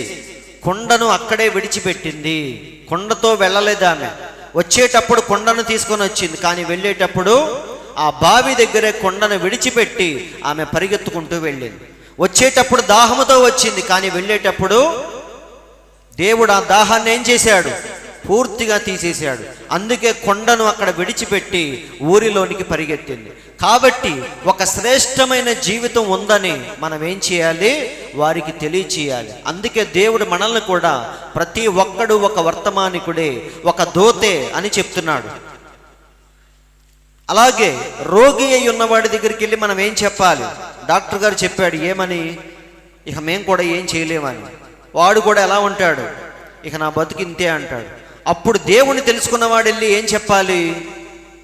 మనల్ని స్వస్థపరిచే దేవుడు ఒక ఆయన ఉన్నాడు రా అని చెప్పేసి ఆ వ్యక్తిని మనం ఏం చేయాలి? దేవుని దగ్గరికి తీసుకురావాలి. కాబట్టి మనందరం తెలుసో తెలియకో ఈ లోకానికి మనం వర్తమానికులుగా, దూతలుగా ఉన్నాము. చదవండి, ఇప్పుడు మీకు అర్థమైంది. ఎందుకనగా దేవదూతల ద్వారా పలుకబడిన వాక్యము స్థిరపరచబడినందున. అయితే పౌలు ఇక్కడ చెప్పిన దేవదూతలు ఎవరంటే పాత నిబంధనలో ఉన్న ప్రవక్తలు, సేవకులు. ఈ కాలంలో మనము వర్తమానికులము, దూతలము. కానీ పౌలు చెప్పిన హెబ్రీలకు రాసిన పత్రికలో పౌలు రాసింది ఎవరి గురించి అంటే పాత నిబంధనలో ఉన్న ప్రవక్తల గురించి మాట్లాడుతున్నాడు. కాబట్టి ఎందుకనగా ప్రవక్తల ద్వారా పలుకబడిన వాక్యము స్థిరపరచబడినందున అని ప్రవక్త అంటున్నాడు. చూడండి, కాబట్టి వీరే ఆ ప్రవక్తలు, దూతలు. పాత నిబంధనలో పౌలు రాసిన మాటలు ఎవరి గురించి అంటే వీరి గురించే. వీళ్ళల్లో ఒకరిని మనం తీసుకుందాం. ఎవరు? ఉదాహరణ మోషే గురించి మనం తీసుకుందాం. ఎందుకంటే పెద్ద ప్రవక్తలు మోషే మరియు ఏలియాలు, వీళ్ళిద్దరి గురించి మనం తీసుకుందాం. ఇప్పుడు చూడండి, ప్రవక్త అంటున్నాడు, ఇక్కడ చూడండి, దేవదూతలు బ్రాకెట్లో ఏముంది? ప్రవక్తలు. పౌలు రాసిన దేవదూతలు ఎవరి గురించి అంటే పరలోకములో ఉండే శరాపులు, దేవదూతల గురించి కాదు, కానీ పాత నిబంధనలో ఉన్న ప్రవక్తల గురించి రాస్తున్నాడు. ప్రవక్తల ద్వారా పలుకబడిన వాక్యము స్థిరపరచబడినందున. ఉదాహరణ మోషే పలికిన మాటలను దేవుడు ఏం చేశాడు? స్థిరపరిచాడా లేదా? ఇప్పుడు మోషే వెళ్ళి ఏం చేశాడు? నీళ్లల్లో కర్రను అలా ముంచాడు. వెంటనే ఏమైపోయినాయి? నీళ్ళన్నీ చెప్పండి, రక్తముగా మారినాయా లేదా? ఇప్పుడు మోషే వెళ్ళి ఏం చేశాడు? కప్పలు కలుగునుగాక అన్నాడు. ఆ మాటను దేవుడు స్థిరపరిచాడా లేదా? ఎక్కడ పడితే అక్కడ కప్పలు, అవునా? వంటగదిలో కప్పలు, బెడ్రూమ్లో కప్పలు, బాత్రూంలో కప్పలు, ఆఖరికి రాజుగారు కూర్చునే సింహాసనం మీద కూడా కప్పలు కప్పలు కప్పలు. అంటే మోషే పలికిన మాటను దేవుడు ఏం చేశాడు? స్థిరపరిచాడు. ఏంటి మోషే నోటికి వచ్చిందల్లా మాట్లాడుతున్నావు, ఇప్పుడు అవన్నీ చేయాలంటే నా వల్ల ఎక్కడైద్ది అని దేవుడు అన్నాడా? లేదండి. కర్రను తీసుకుని ఏం చేశాడు మోషే? దుమ్ములో పెట్టి ఇలా లేపాడు దుమ్మని. దుమ్మంతా పైకి లేవగానే పేలు కలుగునుగాక అన్నాడు. ఆ దుమ్మంతా ఏమైంది? పేలుగా మారిపోయింది. ఎక్కడ చూసినా పేలు. ఇలా 10 రకాల తెగుళ్ళు రప్పించాడు. అంటే మోషే పలికిన ప్రతి మాటను దేవుడు ఏం చేస్తున్నాడు? స్థిరపరుస్తూ ఉన్నాడు. అందరూ ఆలకిస్తున్నారా లేదా? కాబట్టి అలాగే మనం చూస్తే ఇక్కడ చూడండి, ఎవరైనా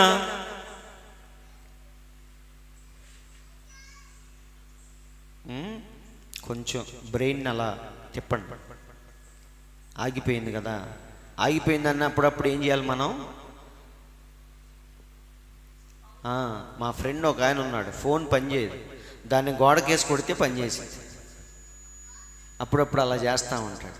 అట్లాగే మన బుర్రలను ఏం చేయాలి? అప్పుడప్పుడు గోడకేసి కొట్టుకుంటే వెంటనే మళ్ళీ ఎందుకంటే తుప్పట్టిపోయి ఉంటాయి ఒక్కొక్కసారి. కాబట్టి ఆ బొమ్మను చూస్తే ఎవరైనా ఏలియా, ఎందుకంటే ఎదురుగా ఉన్నది ఎవరు? ఆహాబు మరియు యెజెబెలు. వారికి సరైన వ్యక్తి ఎవరంటే ఎవరు? ఏలియా. కాబట్టి మోషే పలికిన ప్రతి మాటను దేవుడు స్థిరపరిచాడు, అలాగే ఏలియా పలికిన ప్రతి మాటను కూడా దేవుడు స్థిరపరిచాడు. ఇక్కడ ఏలియా ఏమన్నాడు? నీ రక్తాన్ని కుక్కలు నాగుతాయి అన్నాడు. దేవుడు దాన్ని స్థిరపరిచాడా లేదా? యెజెబెలుతో ఏమన్నాడు? బతికుండగానే నీ మాంసాన్ని కుక్కలు తింటాయి అన్నాడు. దేవుడు దాన్ని స్థిరపరిచాడా లేదా? అంతెందుకు, ఒకసారి ఏలియా కొండ మీద కూర్చొని ఉన్నాడు. ఆయన్ని పట్టుకెళ్ళటానికి ఎవరు వచ్చారు? 50 మంది సైనికులు వచ్చారు. వచ్చినప్పుడు ఏలియా ఏమన్నాడు? పైనుంచి అగ్ని దిగి వచ్చి 50 మందిని దహించునుగాక అన్నాడు. చెప్పగానే ఏమైపోయింది? 50 మంది చచ్చిపోయారు. అంటే ఏలియా చెప్పిన ప్రతి మాటను దేవుడు ఏం చేస్తున్నాడు? స్థిరపరుస్తున్నాడు. ఇక్కడ చూడండి, అందుకు ఏలియా ఏమన్నాడో చూడండి. నేను దైవజనుడనైతే అగ్ని ఆకాశము నుండి దిగివచ్చి నిన్ను నీ 50 మందిని దహించునుగాక అని 50 మందికి అధిపతి అయిన వానితో చెప్పగా ఏమైంది? అగ్ని ఆకాశము నుండి దిగివచ్చి వాని 50 మందిని దహించి వేసెను. అందరు ఇక్కడే ఉన్నారా? కాబట్టి ఏలియా చెప్పగానే పైనుంచి ఏమొచ్చింది? ప్రవక్త అంటున్నాడు, పిడుగు పడిందంట. వర్షం వచ్చేటప్పుడు పిడుగులు పడతాయి కదా, అలాంటి పిడుగు ఒకటి 50 మంది మీద పడి ఏమైపోయారు? చనిపోయారు. ఇక్కడ మనం వెనక్కిళ్ళి చూస్తే ఇంత చిన్న విషయానికే ఏలియా 50 మందిని ఎందుకు చంపాడబ్బా అని మనకు డౌట్ వచ్చింది. ప్రవక్త అంటున్నాడు చూడండి, ఇప్పుడు ఏలియా ఎక్కడ కూర్చున్నాడు? కొండ మీద కూర్చున్నాడు. చూడటానికి ఎలా ఉంది? కూర్చొని రిలాక్స్ అవుతున్నాడు అన్నట్టుగా మనకు అనిపించింది, అవునా? అప్పుడప్పుడు మనం ఏం చేస్తాం? టెర్రస్ మీద ఎత్తైన ప్రదేశంలో కూర్చొని సిటీ మొత్తం వీక్షిస్తూ ఉంటాం. అలాగే ఏలియా కొండ మీద కూర్చొని సరదాగా గడుపుతున్నాడేమో మనం అనుకుంటాం. కానీ ప్రవక్త అంటున్నాడు, ఏలియా ఏం చేస్తున్నాడు అక్కడ? కనిపిస్తుందా? కనిపించకపోతే ఫోన్లు ఏం చేయాలి? ఫోన్లు పని చేయకపోతే ఏం చేయాలి? అందుకే పాస్టర్ల మధ్యలో ఏం చేస్తూ ఉంటారు? 10 సార్లు ఆమెన్ అని చెప్పిస్తూ ఉంటాడు. ఎందుకని? ఆ మత్తు వదిలిద్దేమో అని. వింటున్నారండి? నాకు అడిగి చెప్పించడం అంటే ఎందుకో నచ్చదు. ఎందుకంటే వారికే వారు కనిపించి చెప్తారు కదా, అది చాలా ఇంపార్టెంట్. అది మనం చెప్పించడం ద్వారా ఎలా ఉంటుంది అది? సరే చూడండి, ఇప్పుడు ఏలియా ఏం చేస్తున్నాడంటే కొండ మీద కూర్చొని దేవునితో సహవాసము చేస్తూ ఉన్నాడు. మన దేవునికి బాగా ఇష్టమైంది ఏంటంటే మనతో సహవాసము చేయటమే. అందుకే మన దేవుడు ఆది కాండంలో ప్రతి చల్లపూట వచ్చి ఆదాముతో ఏం చేస్తున్నాడు? ఆయన సహవాసము చేస్తూ ఉన్నాడు, అవునా? ఈ చివరి దినాల్లో కూడా మన దేవుడు తలుపు నొద్ద నిలిచుండి ఏం చేస్తున్నాడు? తట్టుచూ ఉన్నాడు. దేనికి? ఎవడైనా తలుపు తీస్తే వానితో దేవుడు సహవాసము చేయటానికి. అందరు ఆలకిస్తున్నారు. అలాగే మోషే కూడా సీనాయి పర్వతం మీద 40 రాత్రులు పగల్లో ఉన్నాడు. అంటే దేవునితో ఏం చేస్తున్నాడు? ఆయన సహవాసము చేస్తూ ఉన్నాడు. కాబట్టి మన దేవుడు మన నుంచి కోరుకునేది ఏంటంటే మనతో ఆయన టైం స్పెండ్ చేయాలి, మనతో సహవాసము చేయాలి. కాబట్టి ఇక్కడ ఏలియా కూడా దేవునితో ఏం చేస్తున్నాడు? సహవాసము చేస్తూ ఉన్నాడు. ఎలాంటి డిస్టర్బెన్స్ లేకుండా దేవునితో సమయాన్ని, ఆకలి దప్పికల్ని, నిద్రాహారాలన్నింటినీ మర్చిపోయి దేవునితో ఆనందిస్తూ ఉన్నాడు. ఇలాంటి సమయంలో ఎవరొచ్చారు? చూడండి, దేవుడు తన ప్రజలతో సహవాసము చేయుటకు ఇష్టపడుచున్నాడు. అయితే ఆయన మనతో సహవాసము చేయునట్లు ఇంకా తగినంత సమయము ఆయన కోసం మనము నిలిచి ఉందము. వాక్యం కనుక లేట్ అయితే ప్రజలు ఏం చేస్తారు? భోజనాలు ఎంక చూపిస్తూ ఉంటారు. పాస్టర్ గారు ఎప్పుడైనా స్తుతికోవటం చెప్పేటప్పుడు వీళ్ళు వెనకాల నుంచి ఏం చేస్తూ ఉంటారు? ముందు చేతులు ఎత్తారు. పాస్టర్ గారు ఏంటని చూసాడు అనుకో, దేని వైపు చూపిస్తారు? భోజనాలు డబరాల వైపు చూపిస్తూ ఉంటారు. అంటే టైం అయింది, ఇంక నువ్వు ఆపేస్తే మేము వెళ్ళి తింటాం అంటున్నారండి. సో దేని గురించి దిగులు? వాళ్ళకి కడుపు నింపుకోవటమే వారికి ఉన్న పని. ప్రవక్త అంటున్నాడు చూడండి, దేవునితో నువ్వు సహవాసం చేసేటప్పుడు, దేవుడు నీతో మాట్లాడేటప్పుడు, నువ్వు దేవుని సన్నిధిలో ఉన్నప్పుడు ఇవేమీ నీకు గుర్తు రాకూడదు చెప్పాలంటే. అవునా? మోషేకి 40 రోజులు గుర్తుకు రాలా. మన దేవుడు కూడా బాప్తీసం పొందిన తర్వాత 40 రోజులు కట్టిక ఉపవాసంలో ఉన్నాడు ఆయన. అవునా కాదా? కాబట్టి ఇదంతా ఏంటి? ఇక్కడ ఏలియా కూడా ఏమీ లేదు, అచ్చంగా దేవునితో ఏం చేస్తున్నాడు? దేవుని యొక్క ప్రసన్నతను అనుభవిస్తూ ఉన్నాడు. ఇలాంటి సమయంలో ఎవరు వచ్చారు చూడండి, ఈ లాస్ట్ లైన్ చూడండి. మనము ఒక చోట నుండి మరొక చోటుకు దుముకుచు పని తొందరలో ఉందము. ప్రార్థనకు కూడా ఎలా వస్తాం? గబగబా టైం ప్రకారం రావటం, టైం ప్రకారం అయిపోగానే వెంటనే అందరికి ప్రైజ్ లార్డ్ చెప్పి మన పనులన్నీ మనం చూసుకోవటం. ఆ వాక్యం ఏం చెప్పాడో కూడా మనకు తెలియదు. కాబట్టి పని తొందరలో మనం ఏం చేస్తూ ఉంటాం? దేవుని పనులను కూడా పక్కన పెడతా ఉంటాం. అలా మనం ఎప్పుడు ఉండకూడదని ప్రవక్త చెప్తున్నాడు. అందుకే మన యేసయ్య ఎక్కడికి వెళ్ళాడు ఒకరోజు? ఆ సమయం మనకు చాలా అమూల్యమైంది. అందరూ గుర్తుపెట్టుకోవాలి. దేవునితో గడిపే సమయం, చర్చిలో నువ్వు ఉన్న 2 గంటలు, జీవితంలో నువ్వు ఆ రోజు మొత్తం ఎక్కడున్నా సరే ఆ ఆనందం నీకు రాదు. బైబిల్లో ఉంది ఏమని? భక్తిహీనుల గుడారములో నివసించుట కంటే నీ మందిర ఆవరణములో నివసించుట నాకెంతో మేలు. అవునా? మనం ఇళ్ళ పక్కన కూర్చొని ఏం చేస్తూ ఉంటాం? వాళ్ళ గురించి వీళ్ళ గురించి కబుర్లు చెప్పుకొని, కుళ్ళి జోకులు వేసుకొని మనం అలా సమయాన్ని వృధా చేస్తాం తప్ప చర్చిలో కాసేపు కూర్చోవటం అంటే మనకు బోళ్ళంత తలపోటు. కానీ దేవుని పిల్లలకు మాత్రం అదే అమూల్యమైన సమయము. కాబట్టి ఇక్కడ యేసయ్య వాళ్ళ ఇంటికి వెళ్ళినప్పుడు ఒక ఆమె ఏం చేస్తుంది? మార్తా. ఆమె పేరేంటి? మార్తా. విస్తారమైన పనులు పెట్టుకొని అటు ఇటు పరుగులు ఎత్తుతా ఉంది. కానీ మరియ మాత్రం మళ్ళీ దేవుడు దొరకడేమో అన్నట్టుగా ఆయన పాదాల చెంత కూర్చొని వాక్యము వింటూ కూర్చుంది. అప్పుడు మార్త వచ్చి ఏమందో చదువుదాం.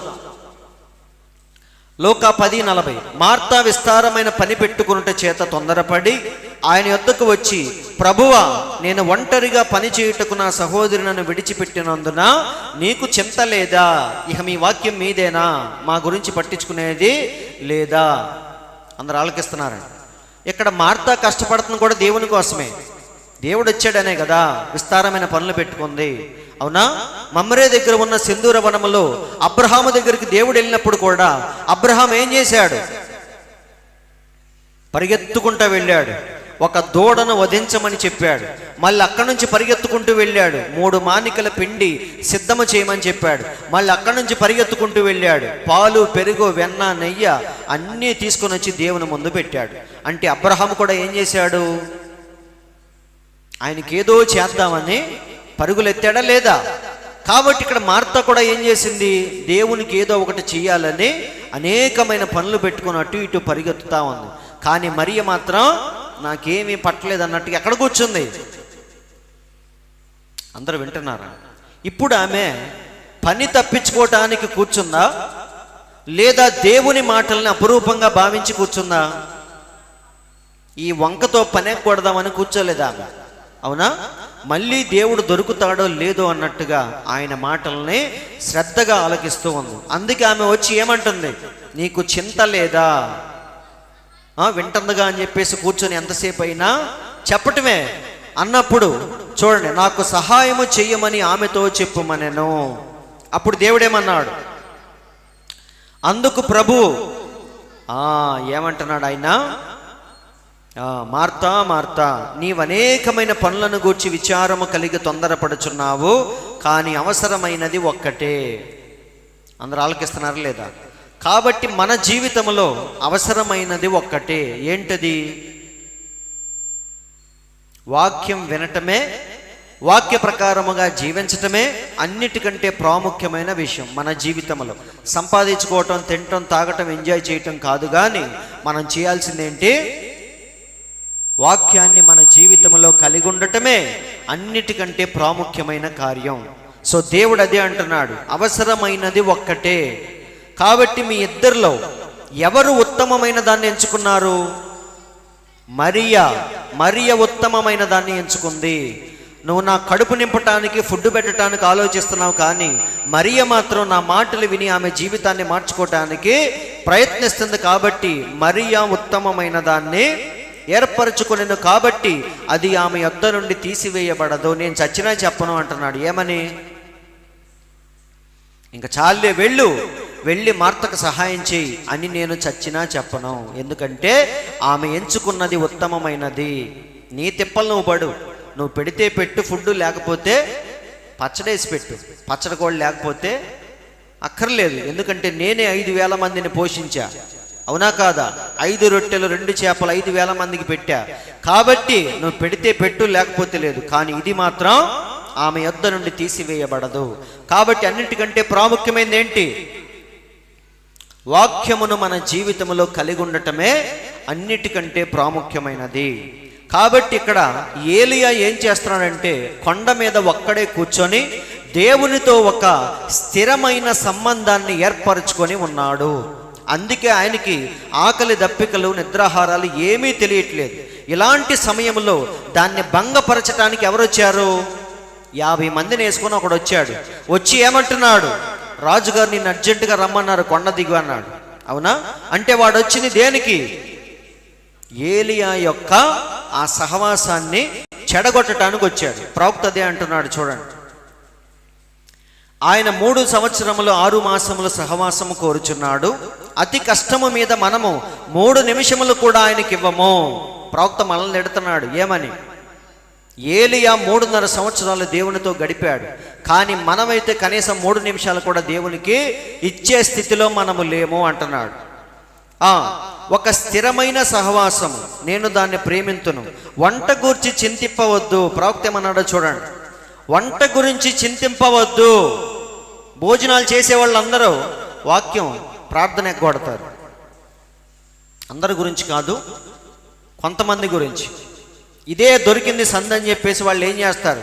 వాక్యం వినకుండా ఆ కొండల దగ్గర వంట చేసుకుంటా కూర్చుంటారు. కానీ నిజమైన వ్యక్తి ఏం చేయాలి? ముందు స్టార్ట్ చేయాలి, వంటలను పూర్తి చేయాలి, వచ్చి కూర్చొని వాక్యం వినాలి. ఎందుకంటే దేవుడు దాన్ని చూస్తాడు. ఇన్ని పనులున్నా సరే పక్కన పెట్టి వచ్చి వాక్యం వింటుందని దేవుడు దాన్ని చూస్తాడు, దానికే ప్రతిఫలం ఇస్తాడు. దొరికింది కదా అని చెప్పేసి మనం అక్కడే కూర్చొని టైం పాస్ చేస్తే దానికి సంబంధించిన ప్రతిఫలాన్ని నువ్వు పొందుకుంటావు. కాబట్టి ప్రవక్త అంటున్నాడు, వంట గూర్చి చింతింపవద్దు, అది ముందే నిర్ణయమైనది.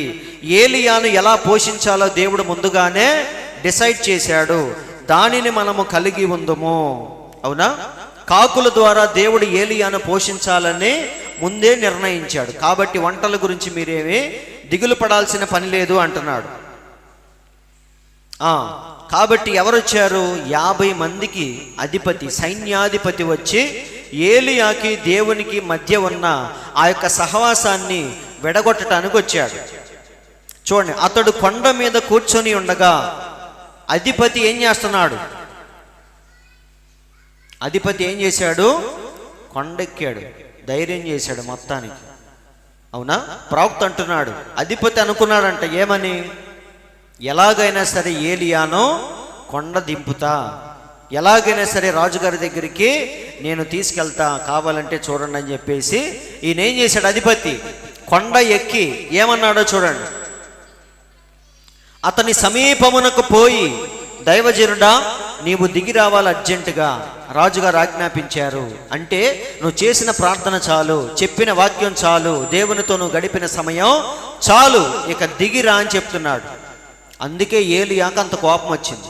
మీరు ఎప్పుడైనా ఆలోచించారా? నేను ఆలోచించేవాడిని. పిలుచుకు రమ్మని రాజు పంపిస్తే 50 మందిని ఎందుకు చంపేశాడు ఏలియా అని?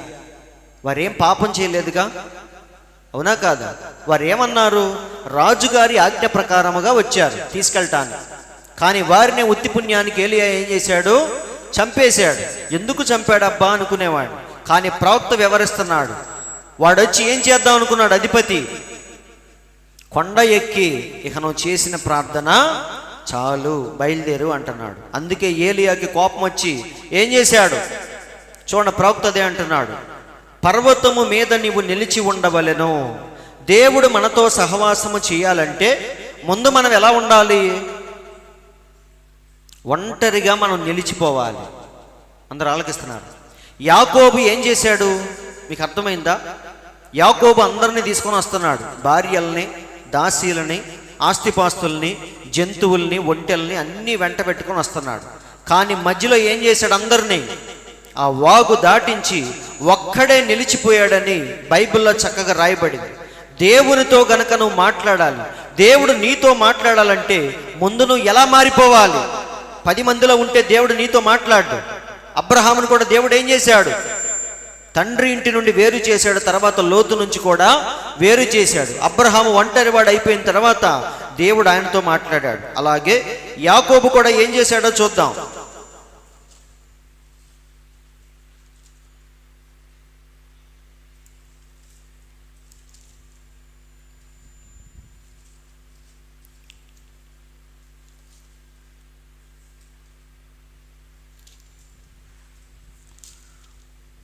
ఆదికాండము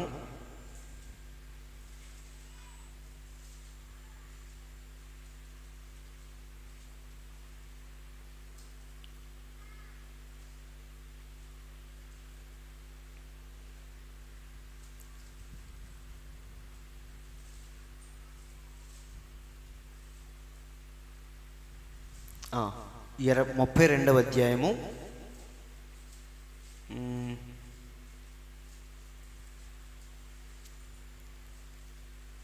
23 నుంచి చూద్దాం. 32:23 ఆదికాండము 32:23.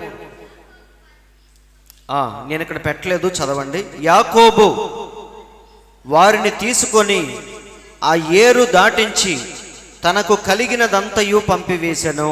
మనుషుల్ని మాత్రమే కాదు గాని తనకున్నదంతా పంపించేశాడు. యాకోబు ఒక్కడు మిగిలిపోయాను. దానికోసం చదివించాను నేను. అందరు ఇక్కడే ఉన్నారు. దేవుడు నీతో మాట్లాడాలి, లేదా నువ్వు నిజంగా దేవునితో మాట్లాడాలి అంటే ముందు మనం ఎలా మారిపోవాలి? ఒక్కడిగా మారిపోవాలి. మనల్ని మనం ప్రత్యేకించుకోవాలి. అందరూ ఆలకిస్తున్నారండి. అందుకే రహస్యమైన ప్రార్థన ఎందుకు దేవుడు చేయమన్నాడంటే, ఆ రహస్యమైన ప్రార్థనలోనే నువ్వు నిజంగా దేవుణ్ణి కలుసుకోగలవు. దేవుడు కూడా నీతో మాట్లాడేది ఎక్కడ? నువ్వు అందరితో ఉన్నప్పుడు కాదండి. చర్చిలో ఉన్నప్పుడు వాక్యము ద్వారా దేవుడు నీతో మాట్లాడతాడు, అది వేరే విషయం. కానీ దేవుడు నిన్ను సంధించాలి, నీతో వ్యక్తిగతముగా మాట్లాడాలంటే ముందు నువ్వు ఎలా మారిపోవాలి? ఒంటరిగా మారిపోవాలి. అందుకే దేవుడు అబ్రహామును ఏం చేశాడు? సపరేట్ చేసుకుంటూ వెళుతున్నాడు. ఎప్పుడైతే పూర్తిగా లోతును కూడా విడిచిపెట్టాడో అప్పుడు దేవుడు అబ్రహాముతో మాట్లాడాడు. కాబట్టి ఇక్కడ ఏలియా కూడా ఎలా ఉన్నాడు? కొండ మీద అందరు నేసుకొని ఎక్కాడా? లేదండి, ఒక్కడే ఉన్నాడు. కాబట్టి ప్రవక్త అంటున్నాడు, పర్వతము మీద నీవు నిలిచి ఉండవలెను, నువ్వు ఒక్కడే ఉండాలి. అతడు దేవునితో సహవాసము చేయుచుండగా అధిపతి ఏమన్నాడు? నేను ఎక్కిపోయి అతన్ని తెచ్చేదను. అధిపతి ఏమన్నాడు? నేను పైకెళ్ళి ఎలాగైనా సరే ఏలియాను తీసుకొస్తాను అని చెప్పాడు. కాబట్టి ఈ స్థితి యందు నీవు ఆ సహవాసమును విడదీయుటకు ప్రయత్నించవద్దు. దేవునితో ఉన్న సహవాసాన్ని విడదీయటానికి ఎవ్వరూ ప్రయత్నించకూడదు. కానీ వీడేం చేశాడు? అధిపతి నేను తీసుకొస్తాను ఏలియానని చెప్పేసి గబగబా కొండ మీదకి ఎక్కాడు. అందుకే ఏలియా ఏమన్నాడు? ఆకాశము నుండి అగ్ని దిగి వచ్చి ఈ 50 మందిని దహించునుగాక అని చెప్పాడు. కాబట్టి ఇక్కడ చూడండి ఏమంటున్నాడు? నేను నిన్ను తీసుకుని పోవుటకు వచ్చి తిని.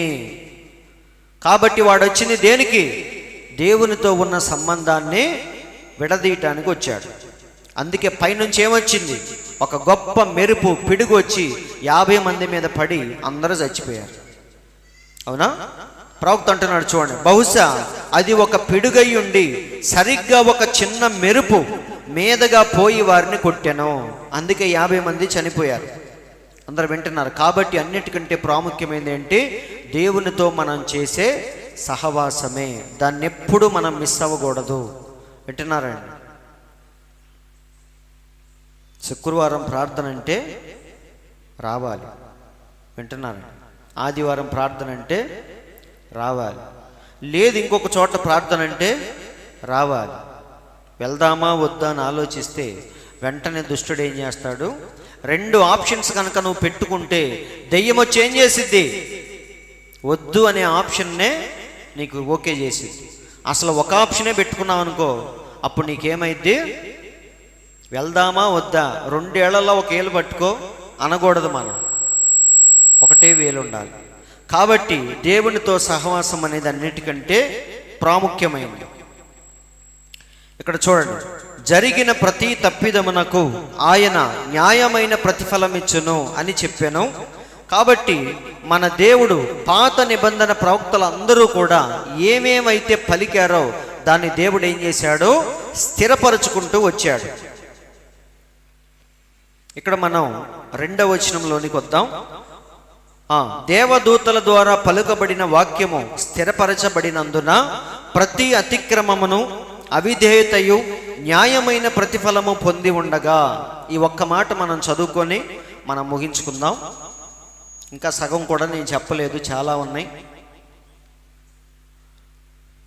సరే, ప్రతి అతిక్రమము అవిధేయత న్యాయమైన ప్రతిఫలమును పొంది ఉండగా ఏంటో మనం చూద్దాం.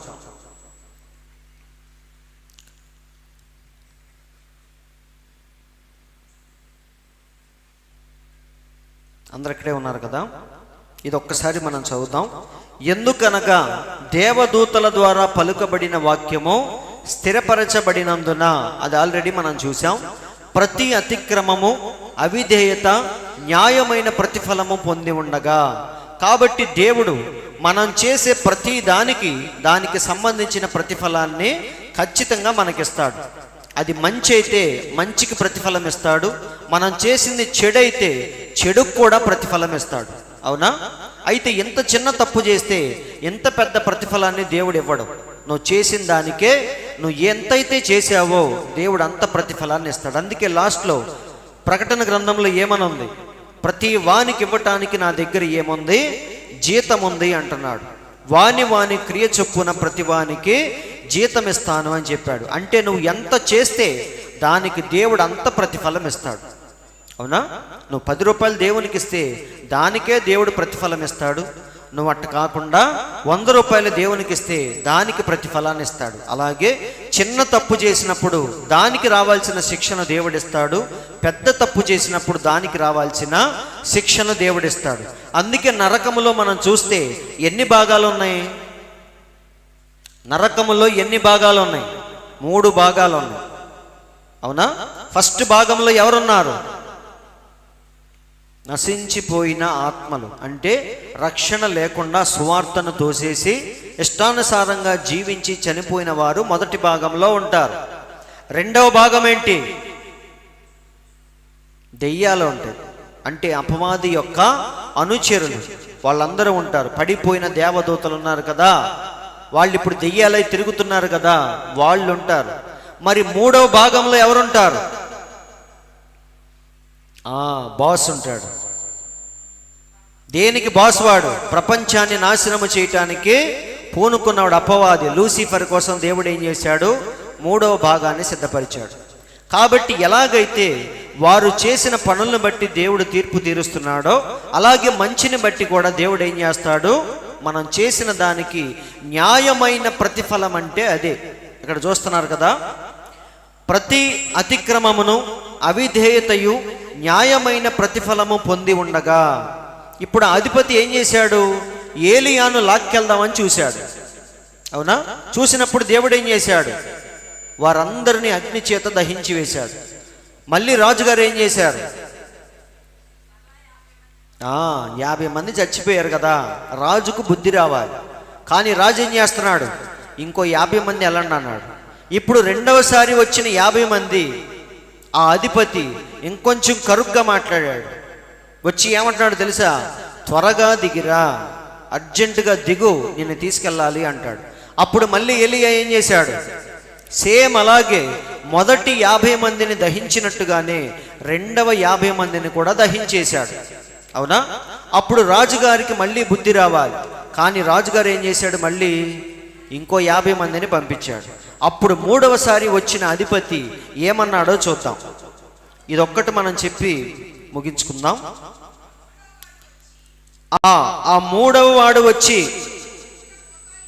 ఆ తేడాను మీరు గమనించండి. ఫస్ట్ అధిపతి వచ్చి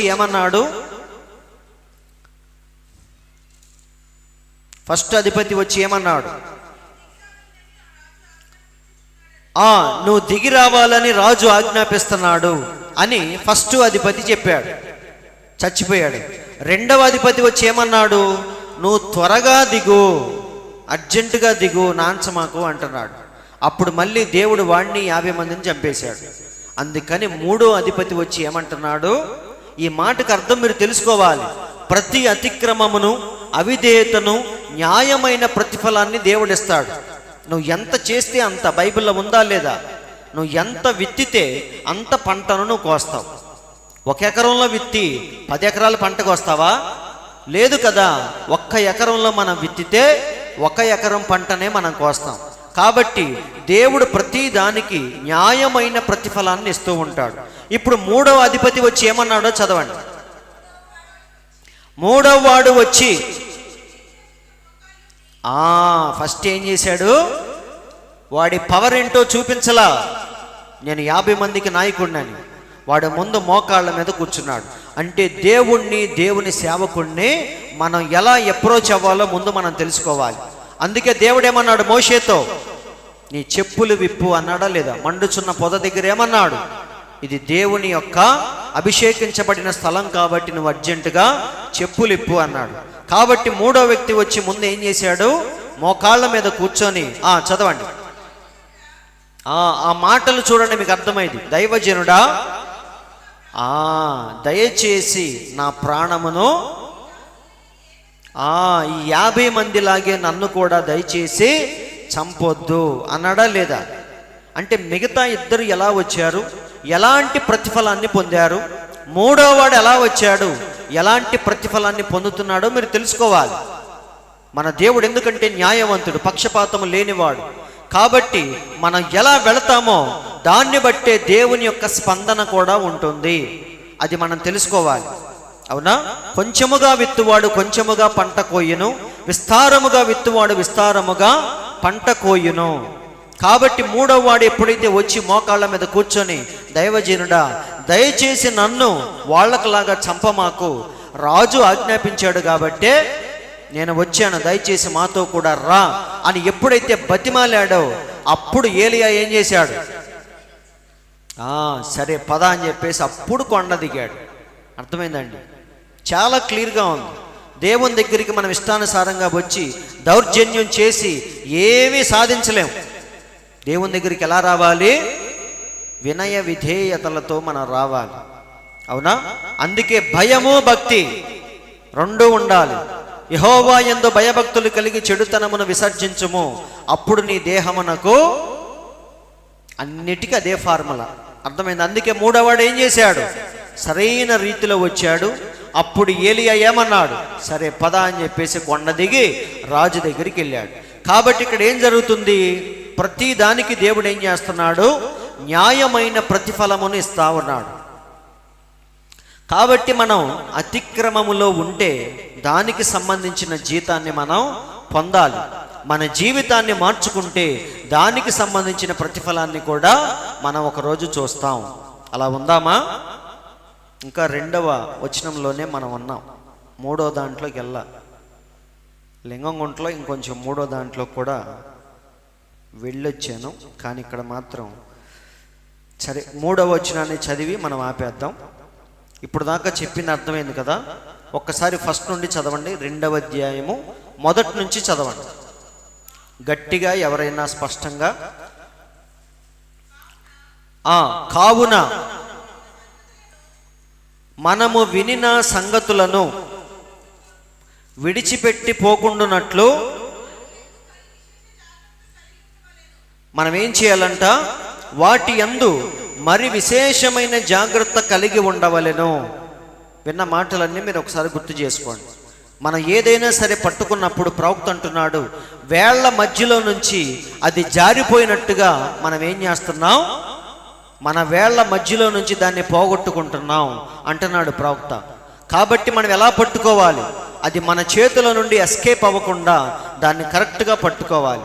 అదే అంటున్నాడు పౌలు, మనము వినిన సంగతులను విడిచిపెట్టి పోకుండానట్లు వాటి యందు మరి విశేషమైన జాగ్రత్త కలిగి ఉండవలెను. ఎందుకనగా దేవదూతల ద్వారా పలుకబడిన వాక్యము స్థిరపరచబడినందున ప్రతి అతిక్రమమును అవిధేయతయు న్యాయమైన ప్రతిఫలము పొంది ఉండగా. ఇంతవరకు మనం చెప్పుకున్నాం. అందరికి అర్థమైందా? ఇదంతా వివరించి 3వ వచనంలో ఏమంటున్నాడో చూడండి. ఇంత గొప్ప రక్షణను మనము నిర్లక్ష్యము చేసిన ఎడల ఏలాగు తప్పించుకుందాము. ఇప్పుడు ఎక్కడికి వచ్చాడు పౌలు? మన దగ్గరికి వచ్చాడు. ఆ 50 మందే తప్పించుకున్నప్పుడు దేవుడు మనల్ని విడిచిపెడతాడా? ఎవరిని విడిచిపెట్టాడు. కాబట్టి ప్రతి వాడికి న్యాయమైన ప్రతిఫలం ఇచ్చే దేవుడే మన దేవుడు. కాబట్టి 3వ వచనంలోనికి మనం వచ్చే వారం వద్దాం. దేవుడి మాటలు దీవించునుగాక. మనందరం లేచి నిలబడి కొద్ది నిమిషాలు విన్న వాక్యాన్ని బట్టి మనం ప్రార్థనలో ఉందాం.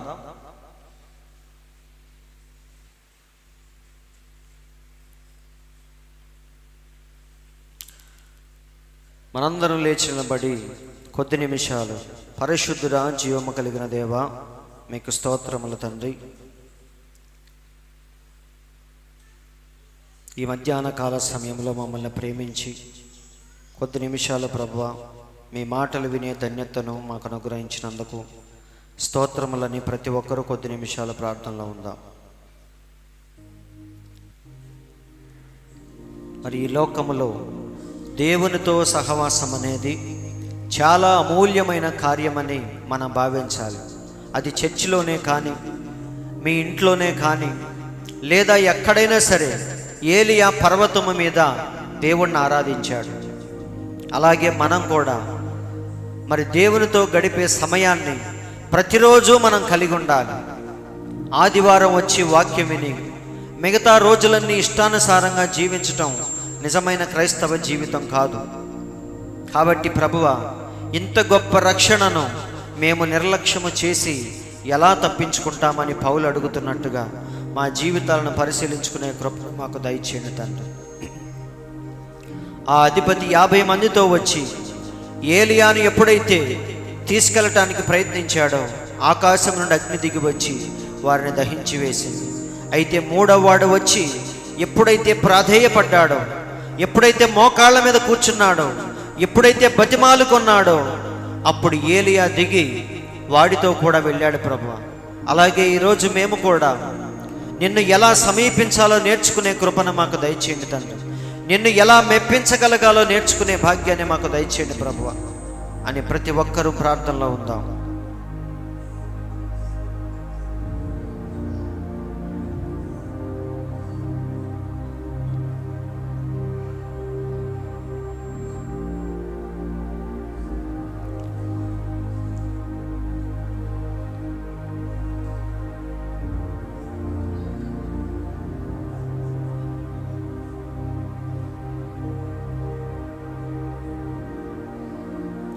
మంచిది, మనం అందరం ప్రార్థనలో ఉండగా మరి యెషయా బ్రదరు చిన్న ప్రార్థన చేస్తాడు.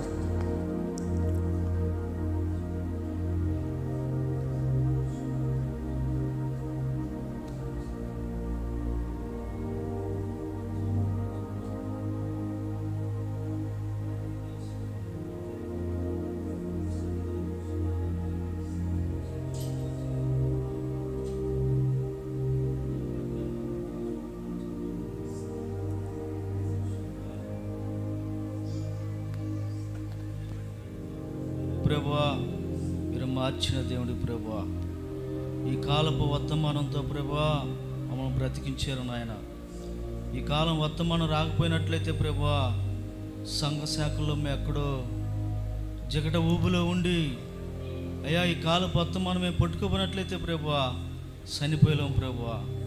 కానీ మాకు ఒక నిరీక్షణ ఉంది ప్రభువా, మేము ఒకవేళ చనిపోయినా కానీ నీ రాజ్యంలో ఉంటాను నాకు విశ్వాసం ఉంది ప్రభువా. ఈ కాలానికి ఒక ప్రవర్తన పంపించిన ఆయన ఒక క్రమాన్ని నేర్పిస్తున్నావు ప్రభువా. ఆ క్రమంలో మేము ఒకవేళ తప్పిపోతున్నామేమో ప్రభువా, అయ్యా మమ్మల్ని క్షమించిన ఆయన. నీ రాజ్యంలో మమ్మల్ని జ్ఞాపకం చేసుకోమని అడుగుతున్నాం ప్రభువా. దేవా, ఏలే అయితే ప్రభువా రోషం కలిగి జీవించున్నాడు ప్రభువా. ఒక్కడే ప్రభువా ఉంటున్నప్పుడు ప్రభువా ఆయనకు తోడుగా మీరు ఉన్నారు. అద్భుతమైన కార్యాలు ప్రభువా, అద్భుతమైన సూచక్రియలు ప్రభువా. ఏ మాట్లాడితే మాట్లాడినాడో ప్రభు ఏలియా, ఆ మాటల ప్రభువా జరిగినాయి నాయన. ఏదైతే పలికాడో ప్రభువా ఆ యెజబెలు గురించి మాట్లాడినప్పుడు ఆ మాటలోని జీవం ఉంది కనుక, ఆ మాటలోని శక్తి ఉంది కనుక ప్రభువా, నీ రక్తం కుక్కలు నాకుతేనే వాగ్దానం ఇచ్చినప్పుడు అనుకున్నట్టుగానే జరిగింది ప్రభువా. ఆమేన్. మేము ఏదైతే మాట్లాడుతున్నామో ప్రభువా, నీతిగా ప్రభువా, యథార్థంగా అయా ప్రభువా, పరిశుద్ధంగా మాట్లాడే కృపణ దయచేయమని అడుగుతున్నాం. మా నోట్లో నుంచి ప్రతి మాటని ప్రభువా నీ మాటగా తీసుకొని ప్రభువా, ఈ లోకములో ఎక్కడైతే మేము మాట్లాడుతున్నామో ప్రభువా, నీ యందు భయభక్తులు కలిగి ప్రభువా మంచి మాటలు పలకటానికి నీ కృప చూపించమని అడుగుతున్నాం ప్రభువా. మా పెదవులు కాల్చండి, మా నాలుకని కాల్చండి ప్రభువా. మాలో నుంచి దురాత్మక మాటలు వస్తున్నప్పుడు ప్రభువా అది మంచిది కాదు. చెడి మాటలని మా హృదయాన్ని భద్రపరిచి మంచి మాటలుగా మార్చమని అడుగుతున్నాం ప్రభువా. ఆమేన్. రోషము కలిగి ప్రభువా ఈ లోకములో జీవించడానికి మంచి తీర్మానం సహాయం చేయండి. ఈ పాపపు లోకములో ప్రభువా మమ్మల్ని ఉంటుండగా ప్రభువా పరిశుద్ధులుగా మార్చమని అడుగుతున్నాం ప్రభువా. అయ్యా ఈ లోకమంతా చెడిపోయినా కానీ మమ్మల్ని నీ పిల్లలుగా ఎన్నుకొని ప్రభువా ఈ కాలంలో మమ్మల్ని బ్రతికించావు. ఎన్నో శోధనలు, ఎన్నో భయంకరమైన పరిస్థితులు ప్రభువా మా కుటుంబాల మీద దాడి చేస్తున్నప్పుడు మా పక్షాన మీరున్నారు ప్రభువా. మీరుండారని ఒక విశ్వాసంతో ఈ లోకంలో బతకడానికి సహాయం చేయండి ప్రభువా. సేవకుడు వాక్యం చెబుతున్నప్పుడు మా మనసులు ఎటో పోకుండా, మా తలంపులు ఎటో ఉరికిపోకుండా ప్రభువా నెమ్మదం కలిగి ప్రభువా ఆ వాక్యమైన జీవాన్ని మేము పొందుకొని ప్రతిరోజు ప్రభు జ్ఞాపకం చేసుకునే శక్తిని, కృపని మీరు దయచేయమని, నీ నామానికి మహిమ తెచ్చుకోమని ప్రభా. చిన్న మందుగా ప్రభ చేరి ఇప్పుడు వరకు ప్రభు నేను సిద్ధించి నేను గణపరిచి ప్రభా నీ వాక్యమైన జీవాన్ని పొందుకున్నాం. ఎన్నటికీ ప్రభు మేము తప్పిపోకుండా నాయన మరణం వరకు ప్రభా ఈ సాక్షులుగా బ్రతికించమని, సమస్త ఘనత మహిమ మీరే పొందమని యేసుక్రీస్తు అనే శక్తి గల నామములో ప్రార్థించి అడిగి పెడుకున్నాం తండ్రి. ఆమేన్. మంచిది. మన తండ్రి అయిన యేసుక్రీస్తు యొక్క దివ్యమైన కృపా సమాధానములు కూడి ఉన్న మనందరికీ, ఈ లోకంలోని పరిశుద్ధులందరికీ, అలాగే యూట్యూబ్ ద్వారా వింటున్న ప్రతి ఒక్కరికి సదాకాలము తోడై నడిపించునుగాక. ఆమేన్. మంచిది. దేవుడు మీ అందరిని దీవించునుగాక. ఈ కూటం ముగించబడింది.